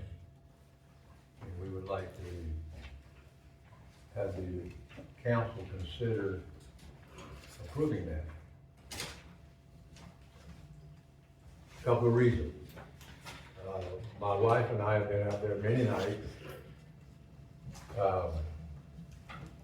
doing the stenciling and the painting and the drawing and getting ready for the next day and so forth. And we see a lot of traffic come through the park, and most of the traffic that comes in after the evening are maybe 2 or 3 guys or whatever, and we see them drive up to certain points, and next thing you know, we see a lot of smoke coming out of the windows and whatnot.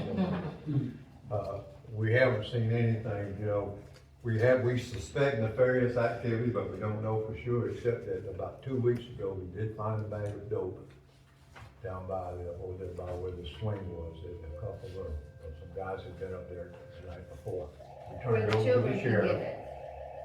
And, so, we don't believe there's anything good going on that late at night in the park. And we do have the sheriff monitoring the park, and I do believe that if the council was to go along with these hours, that I can't promise for sure, but I have a strong feeling that the sheriff could probably open and close it if necessary. And we definitely monitor it. Have you talked to him? I haven't talked to him specifically about that. That's why I say I'm pretty sure we could go along with it. So what are the current hours? Isn't it? There are no motions. wide open. So how would that work with people coming out of the river at night? Or going night fishing or something of that nature? Well, they would have There's a to, public boat ramp. well, like I said, the hours would be posted, so it would be up to them to abide by that. And, I mean, there would be exceptions, of course. People get maybe trapped on the river or whatever, don't know where they're What about going. when they camp out there?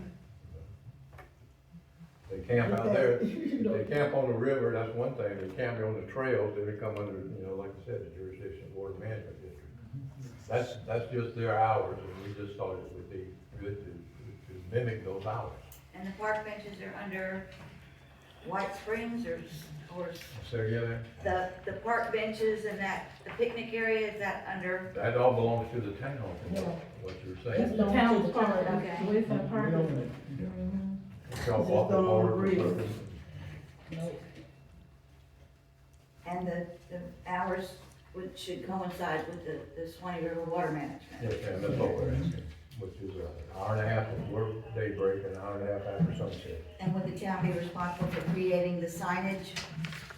Well, we're gonna create the sign, saying that we're adopting the park, and we also, like I said, if you approve the hours, we have that particular added to the sign.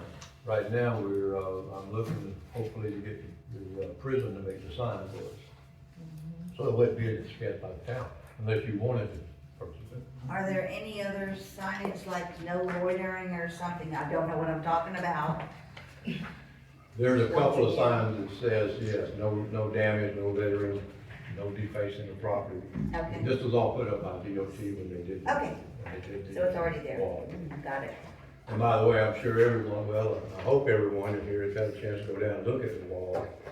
And, we're about 80% complete, and, it's come along really well, and it's, just so you know, it's 250 feet long, and average about 12 foot high, so that's 3,000 square feet of painting that's being done.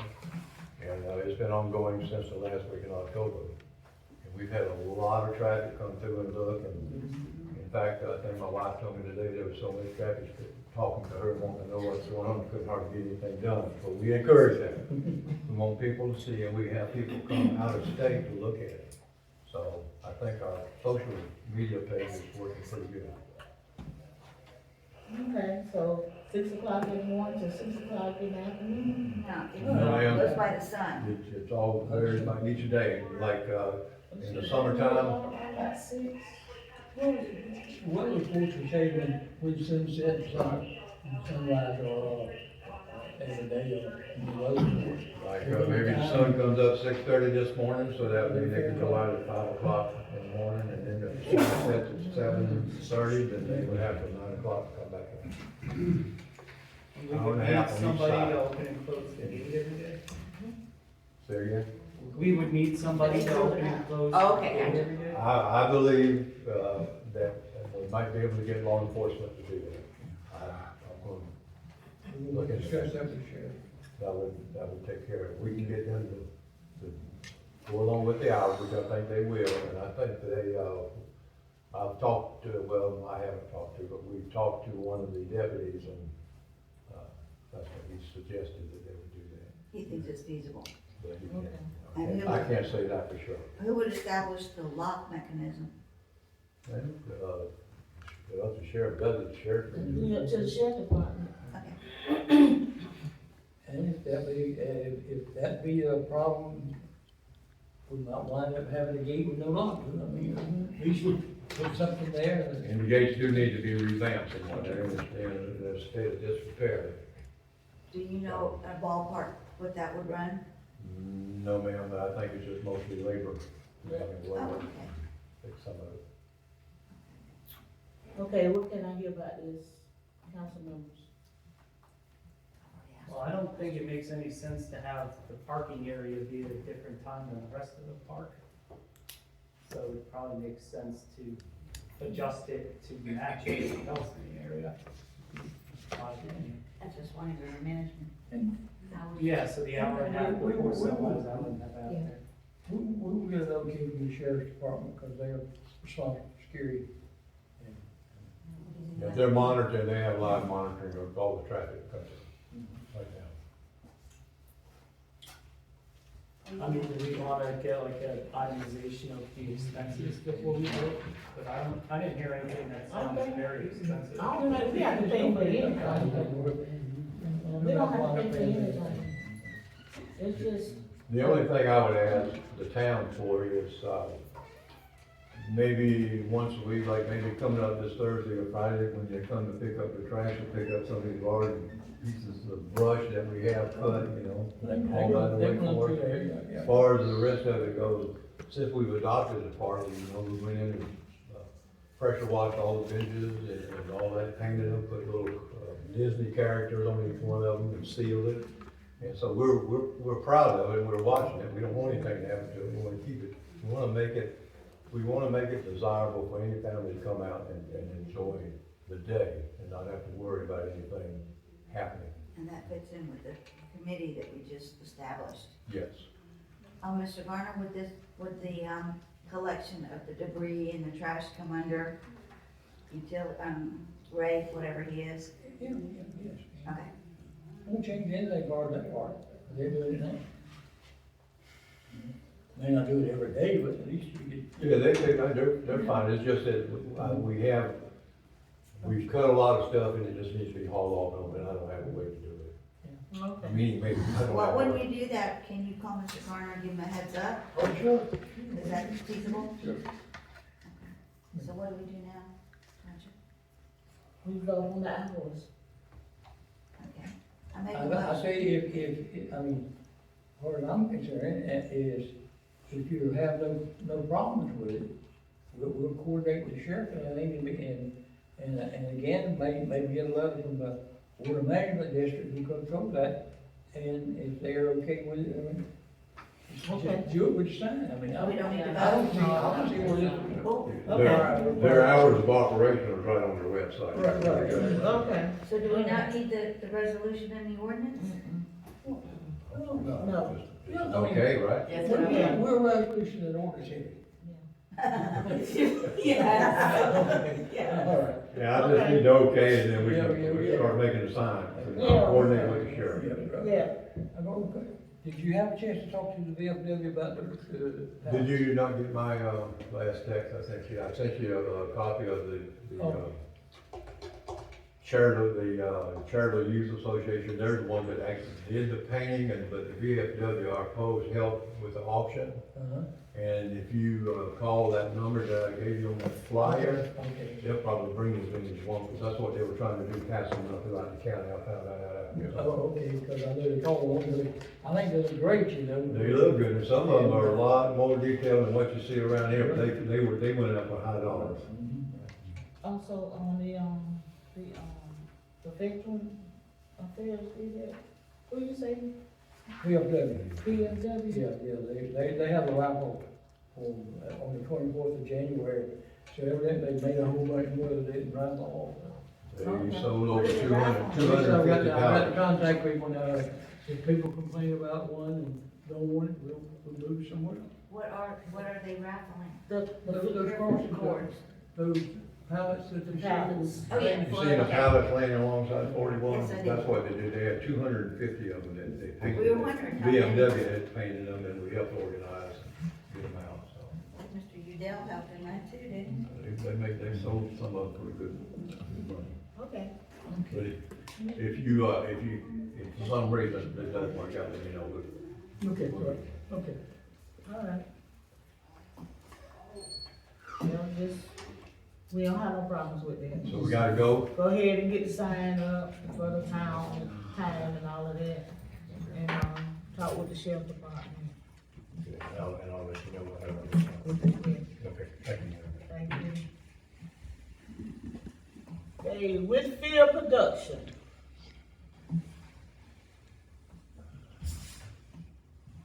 I ain't forgot you. Good evening. Good evening. The following is a request for the Town of White Springs official complaint form, citing reasons for this request with specificity without limitation to the following. Thank you for allowing Whitfield's, the Brown Brothers Productions Group, Heidi Whitfield's, your attention on the outcome of the Rhythm and Feast Festival brought to White Springs, Florida 2025. I am Renita Brown, Director of Operations at Whitfield's, tasked with communications in this regard. Should we have Leslie here? But after what, Yeah, hold on. since you're talking about that other house, let's make sure she, I don't know whether they went there to get something. Hold on for a second. Don't trip now. Yeah, I think there was not one. No, it's, well, it may a lot. Um, 5-minute recess. Very good. Thank you.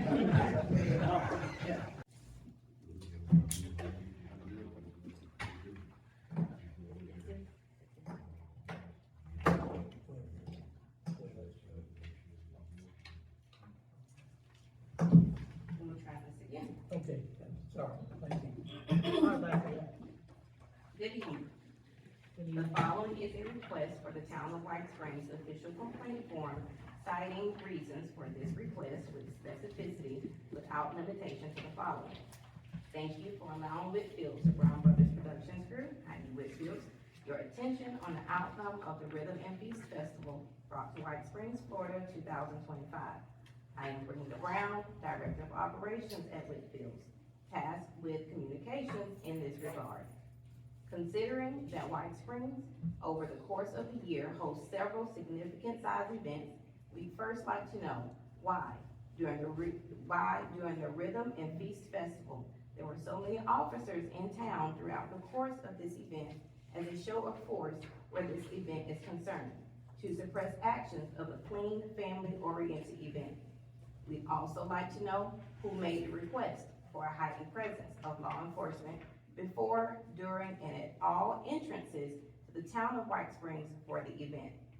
Why was this change made prior to any discussion with Whitfield, the Brown Brothers Productions Group, prior to the week of, and allowed to become the appearance of sabotage, discrediting, and damaging the image of Whitfield, its agents and assigns amongst the paying vendors, talents contracted, and patrons alike, such that patrons, vendors, and talents, the caliber of Cupid, an international celebrity, would have to question future contractual agreements with Whitfield for fear of tainting their images as a result of minimal attendance documented and displayed worldwide through social media and otherwise.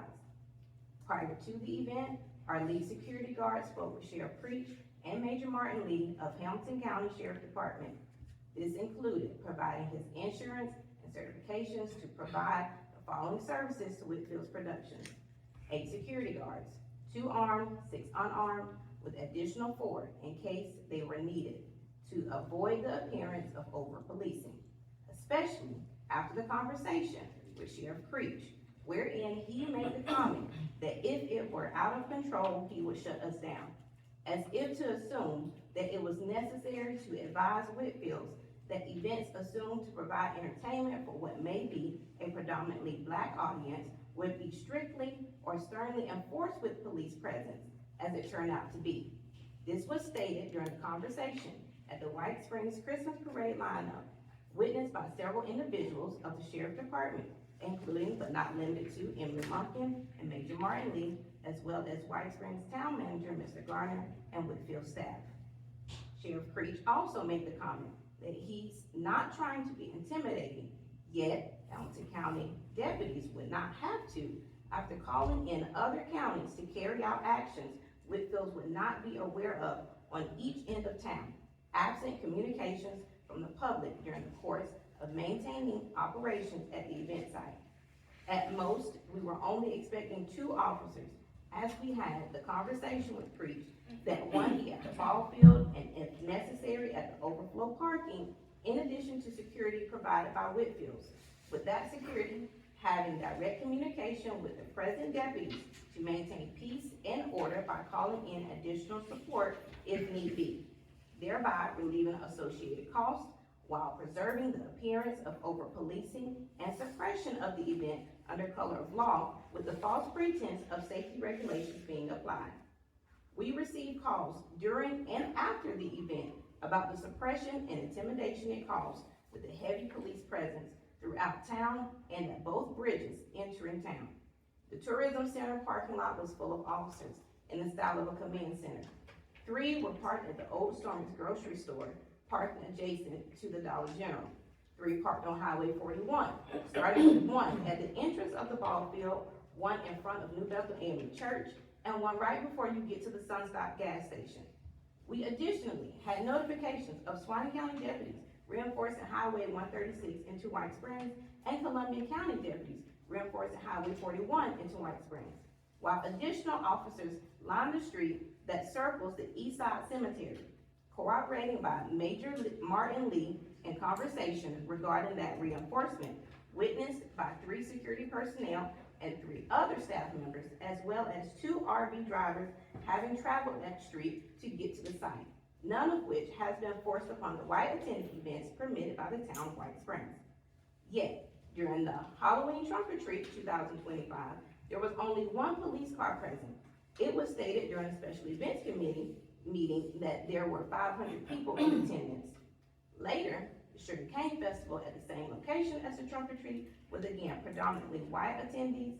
An expected 3,000 were permitted per festival host stated at a special events committee meeting without the additional insurance, additional security, or overwhelming police presence, or any other prerequisites demanded of Whitfields by Councilwoman Cheryl McCall, and supplying documents to council regarding those demands, thereby tainting the process of considering Whitfields permitting and ultimately demanding of Whitfield's insurance, security, additional lighting, none of which was demanded in any likewise permitting. This is an event that occurs in the streets with roads blocked and limited parking and no show of force to maintain orderly conduct assumed by the sheriff department or city government. The I Did a Ride Spring Pedal/Paddle Festival and Fat Tire Festival all bring into White Springs hundreds of cyclists staging cycling events throughout the town in unincorporated areas immediate to White Springs with no requirement for complying with the stern prerequisites or demands placed upon Whitfields in order to establish permitting and the operation of the Rhythm and Feast Festival. Yet our event was contained in the fenced Bailey Algren ball fields with security, ample parking, and attendance, as well as preparations for overflow parking as evidenced in our submission to council/town manager, Mr. Gardner, of a full layout of utilization of the fields and parking areas to be presented to the Sheriff Department as requested by Vice Mayor Nicole Williams, submitted on November 18th, 2025, to be discussed by herself and Mr. Gardner that day in a meeting with Sheriff Creech, corroborating Mr. Gardner's advice to Whitfields that he would be speaking with the sheriff regarding the events and plans presented to the town.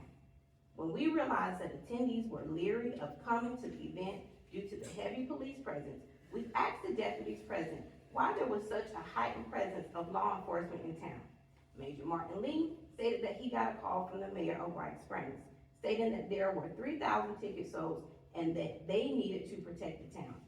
He continued by stating that he called for backup from Columbia and Suwannee counties. But when he later found out that it would be about 800 people in attendance, in spite of our having originally stated to Mr. Gardner that we expected 750 to 800 attendees, but raised that to 2,000 to be certain of providing ample insurance for the town, concerns, and security. Likewise, to work in coordination with sheriff deputies as need be, permitting was granted. Yet Columbia and Suwannee counties still maintained a presence, as there was a Columbia County Sheriff Deputy K-9 unit riding through our parking. In addition, there were continued calls referring to officers following patrons in and out of town, in one instance without lights. Therefore, it is our position that the event was in fact suppressed by law enforcement and select application of town policy and procedures governing the permitting of events in the clear and concise racial bias meted out with one group of citizens versus another, consistently in accordance with race, or one end of town versus the other, predominantly white versus predominantly black, thus causing significant financial damages and undue stress and duress under the whole Whitfield's operation, in direct violation of the U.S. Bill of Rights and the U.S. Constitution, especially in light of the initial effort of Councilwoman Cheryl McCall's demand for background checks, banking, taxes, amongst many other requirements to conduct this event, not required of any predominantly white patronized events with or without the town's association or involvement. Actions permitted and committed by this municipality, however negligently, inadvertently, or blatant, after permitting Whitfields to conduct this event with every requirement of the town sufficiently met, created an undue and unsustainable burden and losses incurred as a direct result. At this point, we have sought to engage with the town in dialogue on how to rectify this predicament without the necessity of engaging litigation that results in a number of unnecessary expenditures avoidable by our simply being men and women that likewise care about the stature and well-being of a new and improved White Springs. It is not our intent to hurt the town or cause bad press or further solicit investigations at the state and federal levels due to knowing and intelligent disregards for rights, violations of oaths of office, and violations of both laws, both state and federal.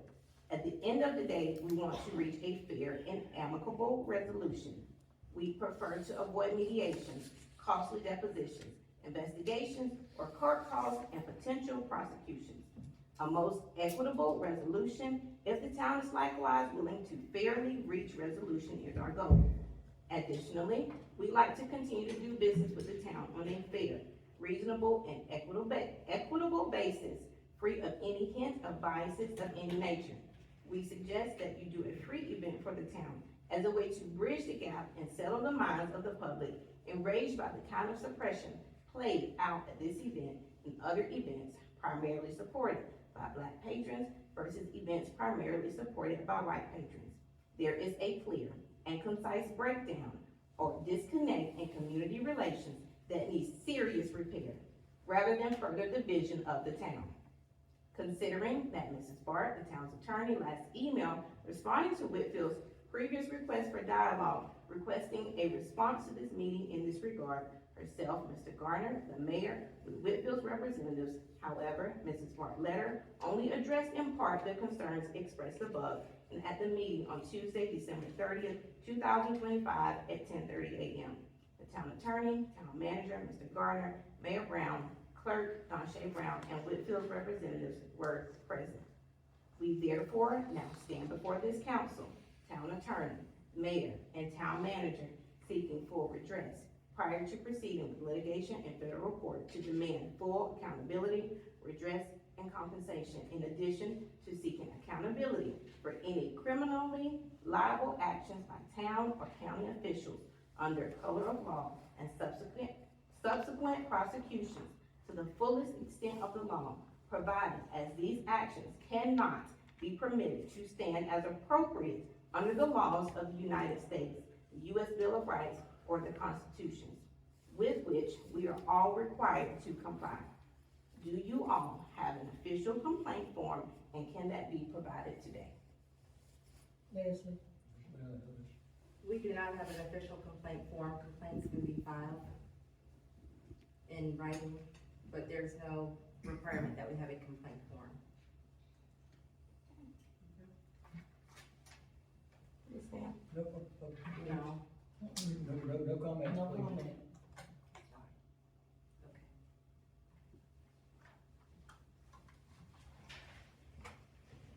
Thank you. Okay, moving right, moving right along. The next thing on the agenda is the, council and town manager reports. Town manager.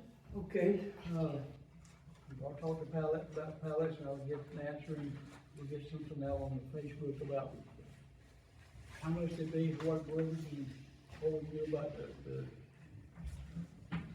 pallets.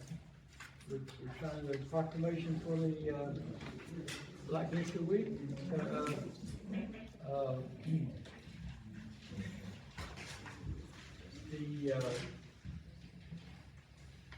We had some cold weather, and according to the Office Almanac, we should have one more cold spell coming in sometime. Groundhog's always shining, so who knows what might happen. So be sure to keep your orders wrapped up.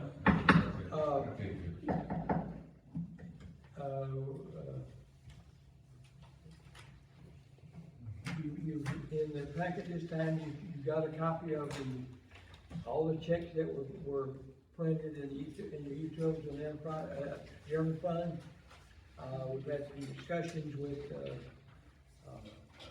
Mr.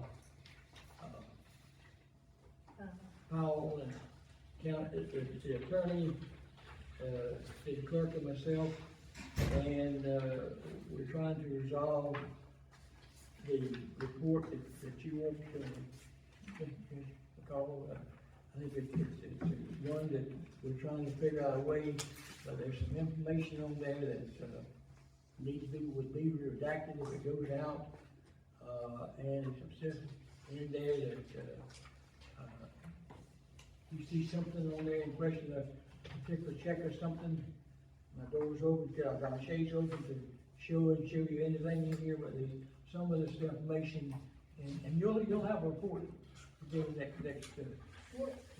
What other reports besides the one we already did? Well, it got some additional information on it, Some other towns give it, and a check, I'm saying like, but what? the check dollars who was paid to, and that some of them.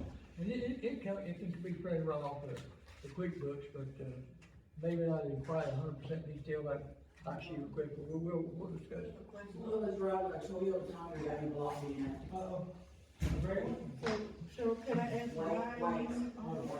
White. These are not sufficient enough? Because, I Googled, what financial documents do I need, and I brought this up before, to find the financial health of a business, because the town is business. Because I needed the balance sheet, the income, and the, The income, is that not in our budget, like what we spend out? this is specific to the month. What you, The income. I mean, income statement What is The why. income statement is a specific report that displays money in. Information, bank accounts, different things like But you that. can't get the account numbers, you know that. there's. You know what I'm saying, it has personal stuff. On the budget. I There's thought some we primary, I thought the account numbers cannot be, bank account numbers now. right. Now, we're not giving bank account. Okay, that's what- We're an account if it's for Yeah. travel or Okay. repair parts or something like that. This QuickBooks report doesn't have account numbers. Okay, that's my concern, This is like, this is a little bit more detailed, and we're working on that and getting it, is because. it something specific you're looking for? I just wanna know what's coming in and what's going out, Well, and who it's going out to. Like, I noticed on the thing he said, there was like Hawkins, X amount of dollars. Well, wonderful, what is Hawkins, what is it fixing? Where does it come out of, where in the budget? So when we're asked to approve a bill or an invoice, is the money there? Okay, no standard financial reports will say that. Like an income statement's not gonna have a list of 600 accounts and what they paid. It's going to say water receipts, and it's gonna have an amount on And it. some checks are split, That's what in an different income accounts. statement does. So, I mean, that's what we're trying to work out here. Okay. But- Because I have no, with the papers I get, I have no understanding of what's coming in and what's going out, and what, you know, this is raised stuff, this is the grass cutting guy The stuff. account numbers on This- there, you'll be able to do your budget and see what it is. We're not gonna bought 10 bags of salt. We're not gonna break it down like that. But Lowe's purchased for, And if, the and grass, if we I have, don't know. if we have an account number that shows it's for repair parts, for the water and sewer, that's. but you're working on getting that, is that what you're Well, saying? well, that's what Melanie? we're working on getting, and working on this report that you got from me. All you have to do is come in and sit down with Donna Shay, and she'll show you what all the texts that she's writing down. My mind doesn't work in quick situations. It just won't anymore. And when I get finances, my mind just goes scramble. Like when he hands these reports now, I'm like, I don't have a clue. Okay. But if so- I go home and look at them and look at them and look at them, I probably have 20 questions.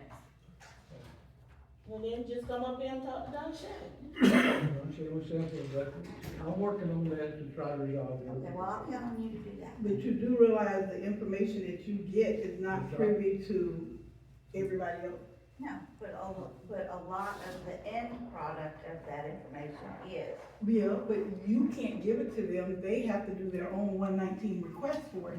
What you get is for only council members only. Yeah.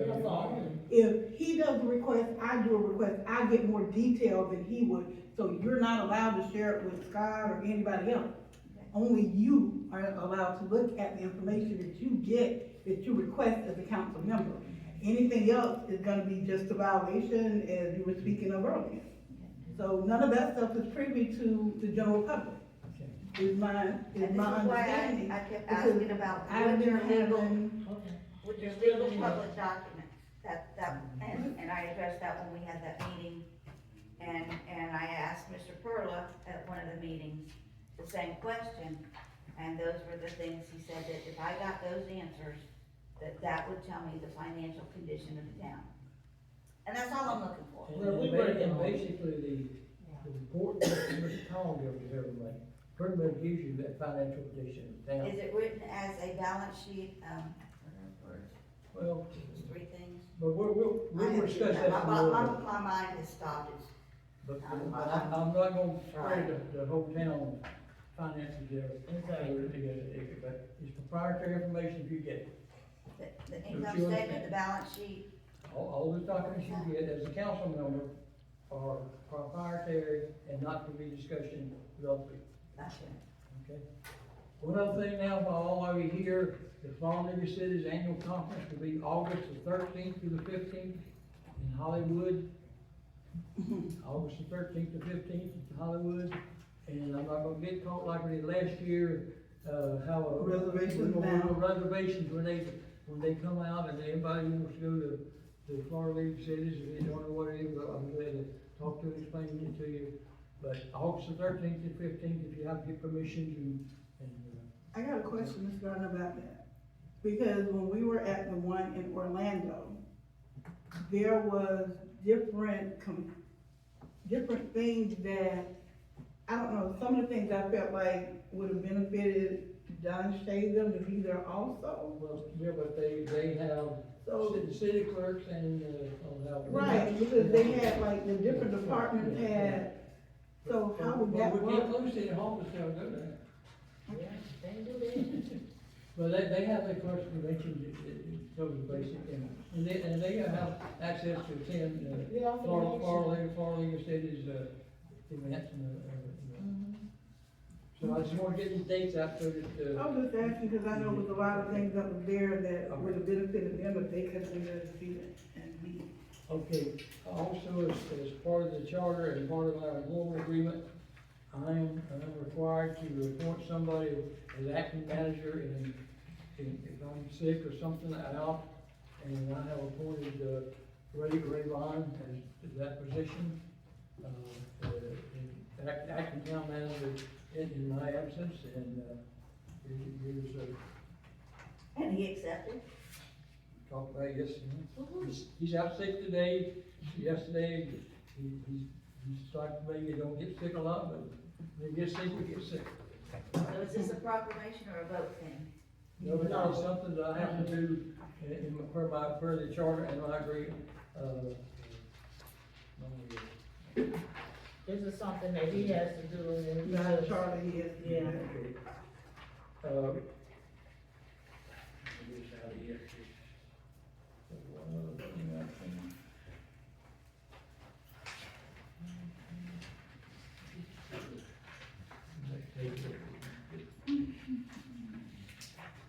Yeah. Precious, welcome. You still wait. Y'all need to look at the notes she takes, good lord. I think, what? Election. I'll give you the flyer on your, tonight, the flyer about the election dates, registration, qualification, and all that, is attached to, she got me here tonight. Don't forget. And y'all got you got set up accounts and all that stuff that you know, but it's on the back page of the law when I gave in that, the dates and everything after that. And as far as I know, we'll have,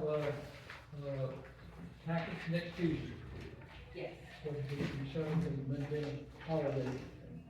But we are gonna have a planning commission meeting Monday night, which is holiday.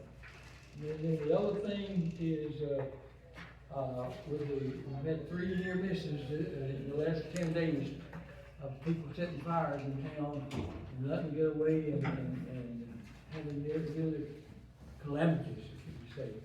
And the Swanee River, Swanee Water Management District has issued alert saying that if it keeps this way, they're going to continue, they will put in phase 2 of water restrictions because of the drought.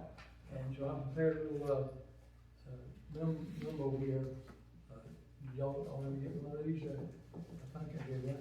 It is a town council in White Springs, and I took this by myself, but I think I'd be, your elected my duties if I didn't issue a temporary no burn notice in the town limits effective immediately.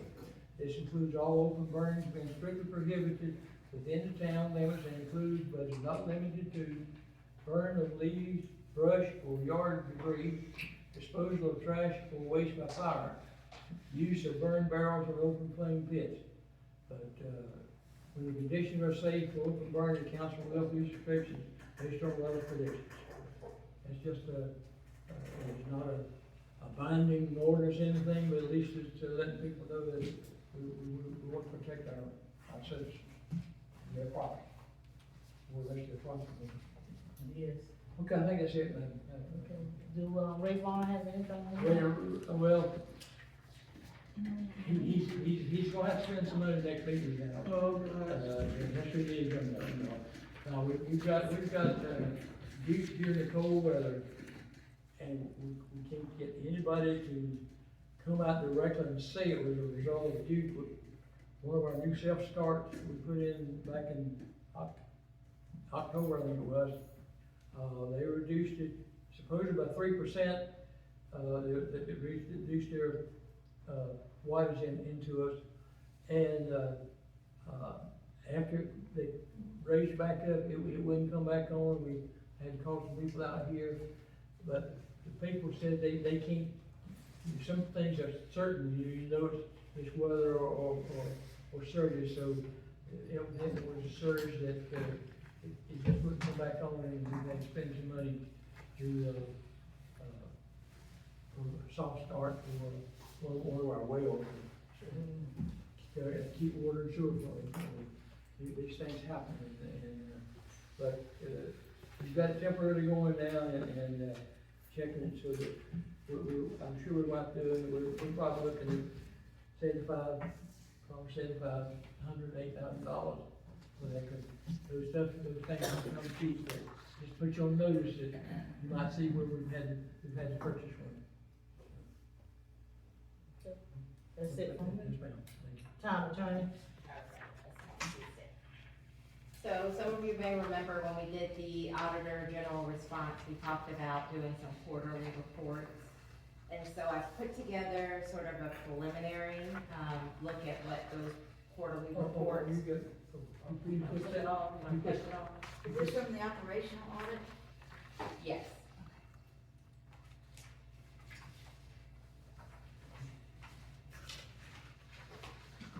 You know, you said it had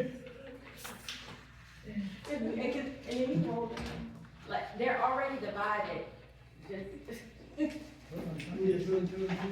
Yes. I don't have one of these double with it. I have copies, so Oh, you printed off the copies I Of emailed course he did. Robert. So we just need these two pieces of paper? No. What else is it? Oh. I said. Okay, so there's a document called Quarterly Compliance and Financial Report, Internal Quarterly Compliance Checklist, and then there was a dashboard one. The what? One that The says quarterly quarterly account for the dashboard. dashboard, yeah. You need to look at something else.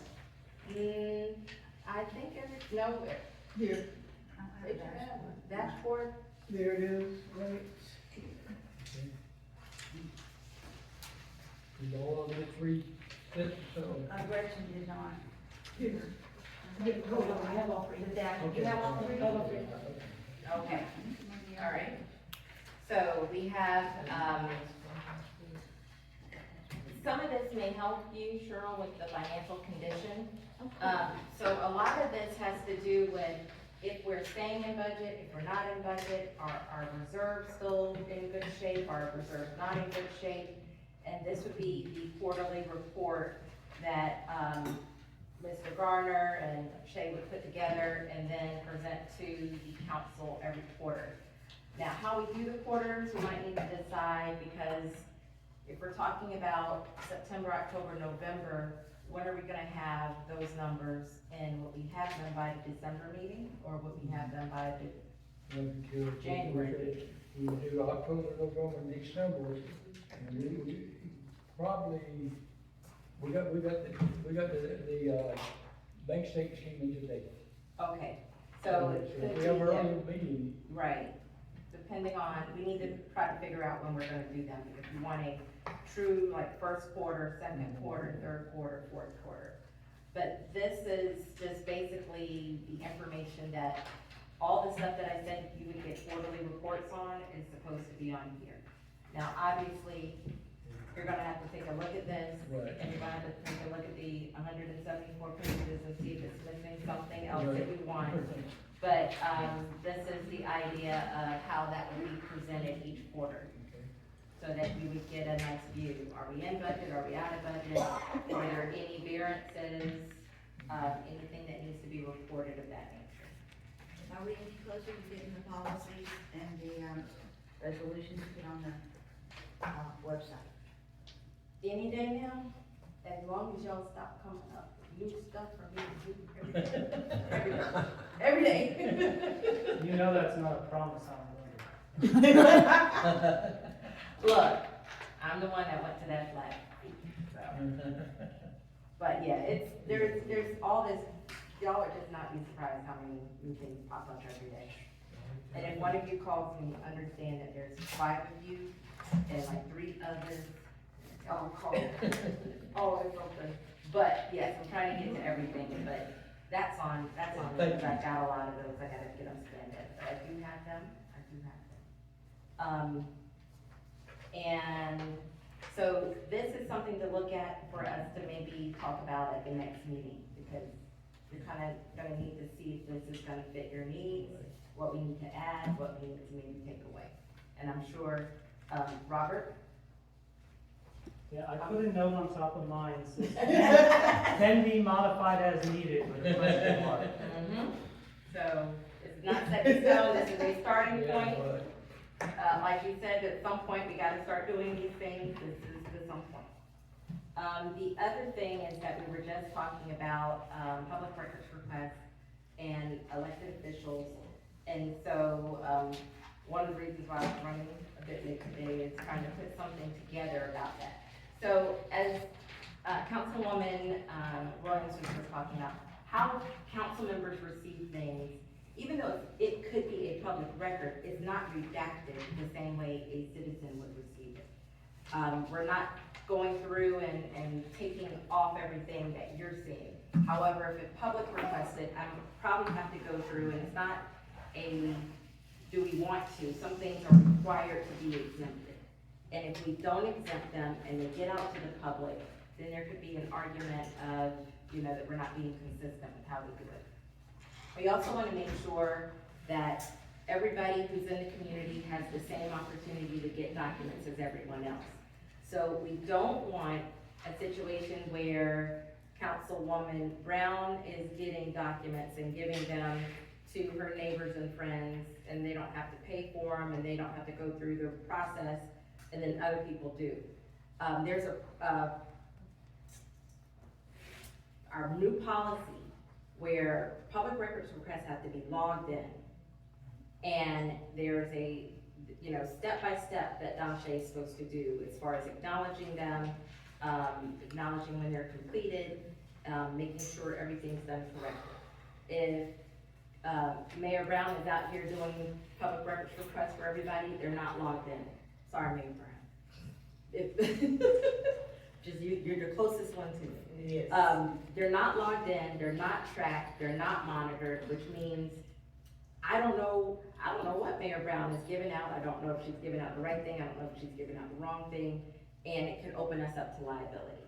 So that is the reason for doing a policy that just basically says, council people, you get things for council people only. Yes, the public is entitled to them, more than likely, but they need to do public records requests and get them from that avenue, and we don't want certain citizens being treated differently than other citizens. I have to pay for mine, but he doesn't have to pay for his. It takes me the normal process, it takes him a day. We wanna make sure that what the public is getting is the same for everyone. So this is, again, this is late in the day, so this is for review, probably at the next meeting to talk about, unless you wanted to take action on it today, but This is just drafted for consideration. Yeah, look at it first. Okay, And that would be resolution on 224. 2-4.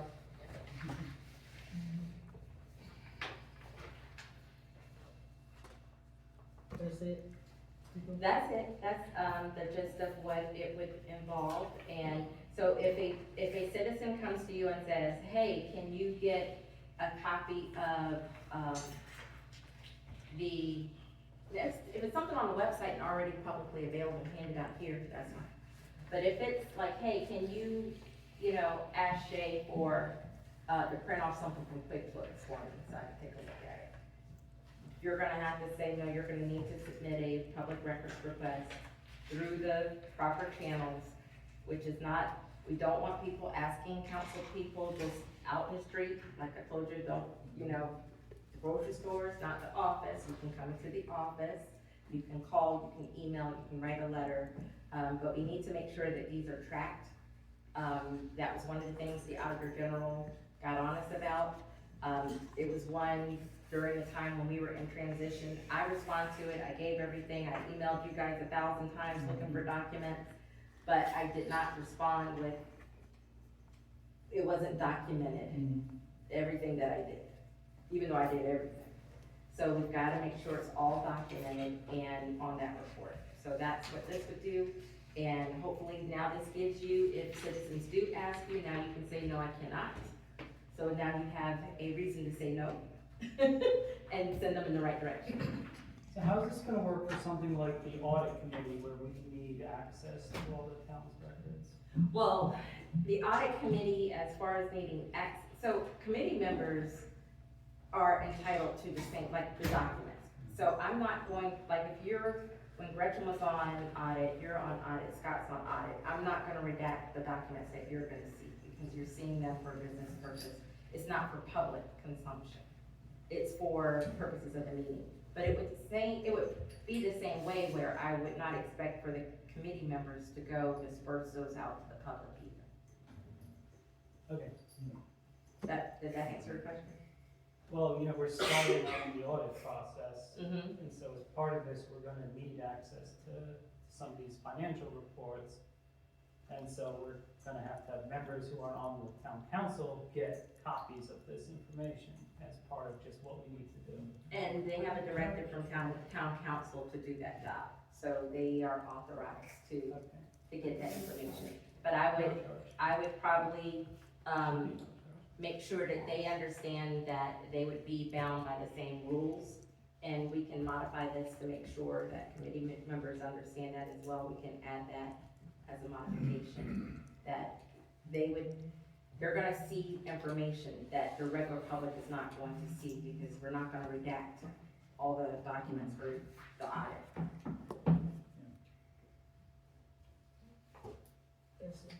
That's it. So I'm assuming there's no charge, correct, for audit committee members and the documents we're getting? no, not for you to do your job. Unless you specifically say, I wanna do a 119 request, all 119 requests have to be paid. Council request, committee request does not have to. But if you use those words, 119, it's a charge. As long as you can support that there's a reason why you need it, and not just for the sake of curiosity, but for the sake of performing the duty that you've been charged with. I've run out of time to be curious. I just need I would guess that you're probably gonna be forever curious. Always. Mhm. That's why we love him so. Yes. That's it? Yeah, that was all that I had on this. Vice Mayor?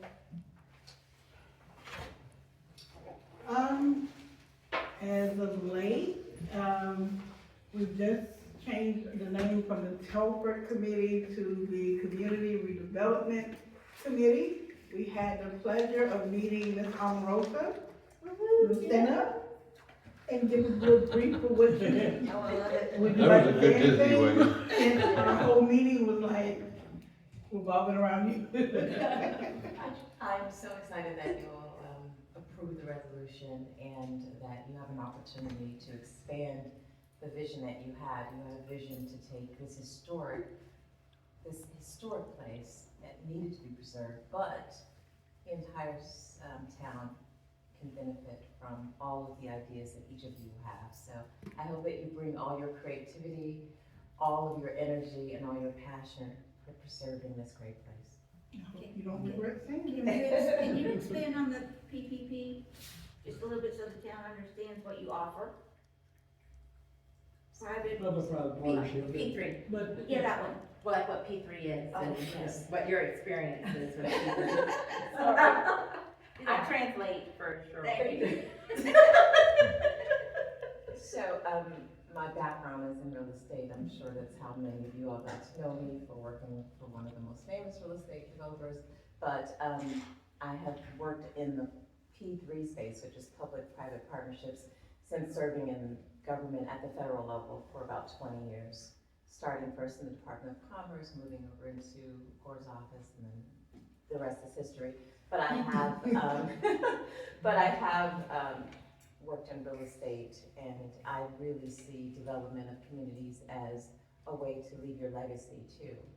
When you renovate and redevelop and reimagine a place like the town board in order to preserve the history of this town, that is a part of this legacy, that the work that you all are doing, from the mayor to the council to the town manager. So P3s are a way to do that at very little to minimal expense to the town.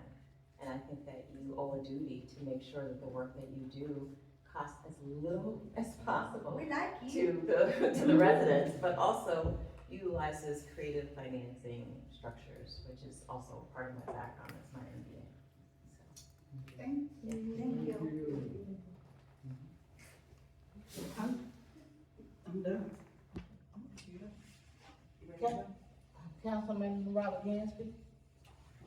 Just a couple of updates. So we sent out those 720 letters about Senate Bill 250.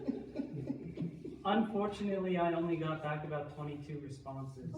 So I didn't go ahead and forward on a final letter to the House because that would be very bad looking for support. But I did learn a lot in the process, and obviously there's a much bigger need for organization going on in these 31 counties. And I'll have to decide at some point how much of that elephant I want to eat. But for now, it's not looking that good. So at the legislative days, I did run into a couple of representatives who represent the probably the most affected areas, one from the Big Bend and one from our area, and they both told me the bill is dead. So not looking good. We do have an audit committee meeting on the 16th. The auditor is going to be here, and we're going to go over timelines, responsibilities, the basic information. Is that the car? The car auditor? Yeah, CRI, car, Riggs and Ingram, yeah. CRI. So the contract's finally signed, and we should be starting up the process the 16th, so anybody who's interested, come on out. Leslie, where are we on the complaint? Is that? Well, I was going to finalize it yesterday until You realized it was 600 pages? something like that. And I printed it all out that I've got the part. But I did find the image, one of the image, there were 3 things that we were missing. And I want to follow up with Scott for the other 2, because I think I found some documents from him, but I also thought he might have them. So I'm going to follow around on the website or whatever. I've got the screen grab of the website, thanks to Cheryl. Cheryl came here, found it. It's the contract and then the extension, the first 2. Oh, for the auditor. Yeah. And so I did come across some documents from Scott the other day, and I think I just tucked them in here or somewhere. But I'm almost sure he had those. Shoot him a text, because he's out of town. Okay. Between the death of his father-in-law and this new project he's working on in Jacksonville, he's here in and out, in and out. Okay. But when he's in, I I'm sure he would give them to you. Okay, I'll check in with them, just those two exhibits that we did. Yeah. So we'll, I guess, get an update on the 16th then. Are you gonna be able to at least attend remotely? It's at 6 o'clock. Yes. Yes. And remote, because this is probably gonna be a quick meeting, you think? It's just an intro and a timeline? I've given up on the idea of us ever having a quick meeting, because anytime I call a meeting quick, it ends up dragging on for 2 hours. So I will not jeopardize and say this is going to be a quick meeting. Okay. Gotcha. At least 2 times. Exactly. And, I might come over, since there's the meeting on the 17th, and then sounds like I might need to be there at Decker If Conference. you can, Yeah. he was supposed to get a hold of you, but Mm-hmm. where you at it? I I'll reach out. haven't seen anybody agenda or anything. Did we send that letter out to Shirley? So, no, I have not done that one. I wanted to check on something before I do it. And I'll just say that. I needed to check on something before I did that. From a legal standpoint. I just wanted to check on something. So, Okay. yeah. And the last is, tomorrow we have the comprehensive, planning committee meeting tomorrow night. Suggest anybody who's really interested in the future of this town should attend, because we got 167 pages of documents to review this weekend. So I was reading documents all weekend. But the planning analysis document is very interesting as far as some of the conclusions it comes to about growth and utilization in the future, so. What time is that at? 6 o'clock tomorrow. 6 o'clock tomorrow. So that is the end of anything I have to talk about. Councilwoman McCall, I asked all my questions throughout the meeting. Councilwoman Butcher. I don't have anything prepared. Thank you for, yes, thank you for the resolution. We're happy to have you If on no one board. here, It's nice to see you up here.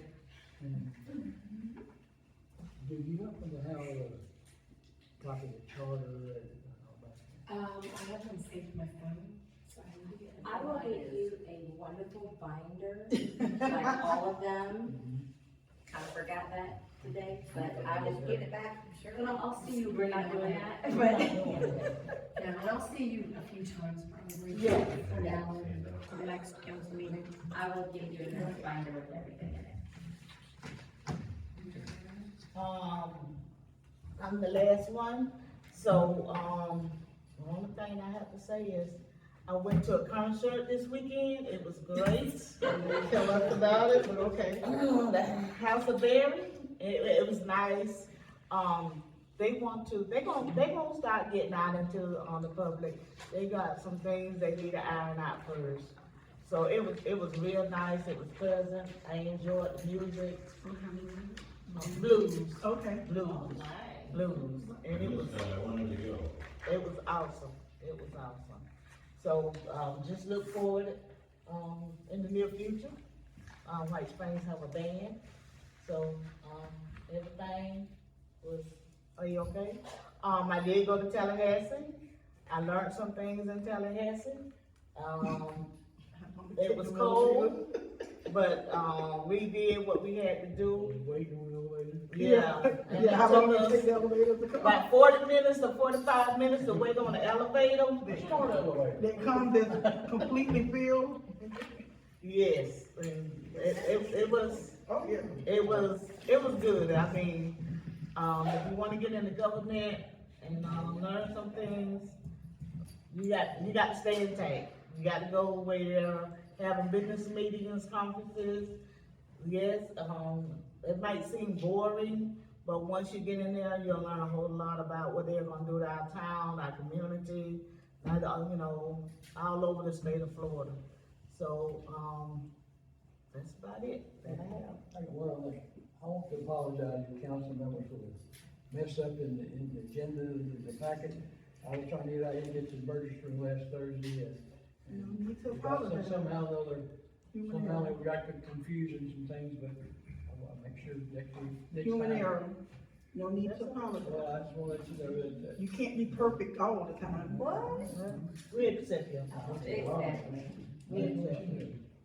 Okay. it wasn't on purpose. I move that we, Any comments from the, out there in the public? I'm glad we have Gretchen on the council. Yeah,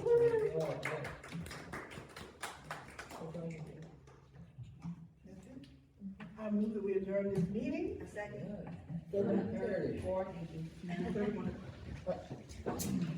9:30.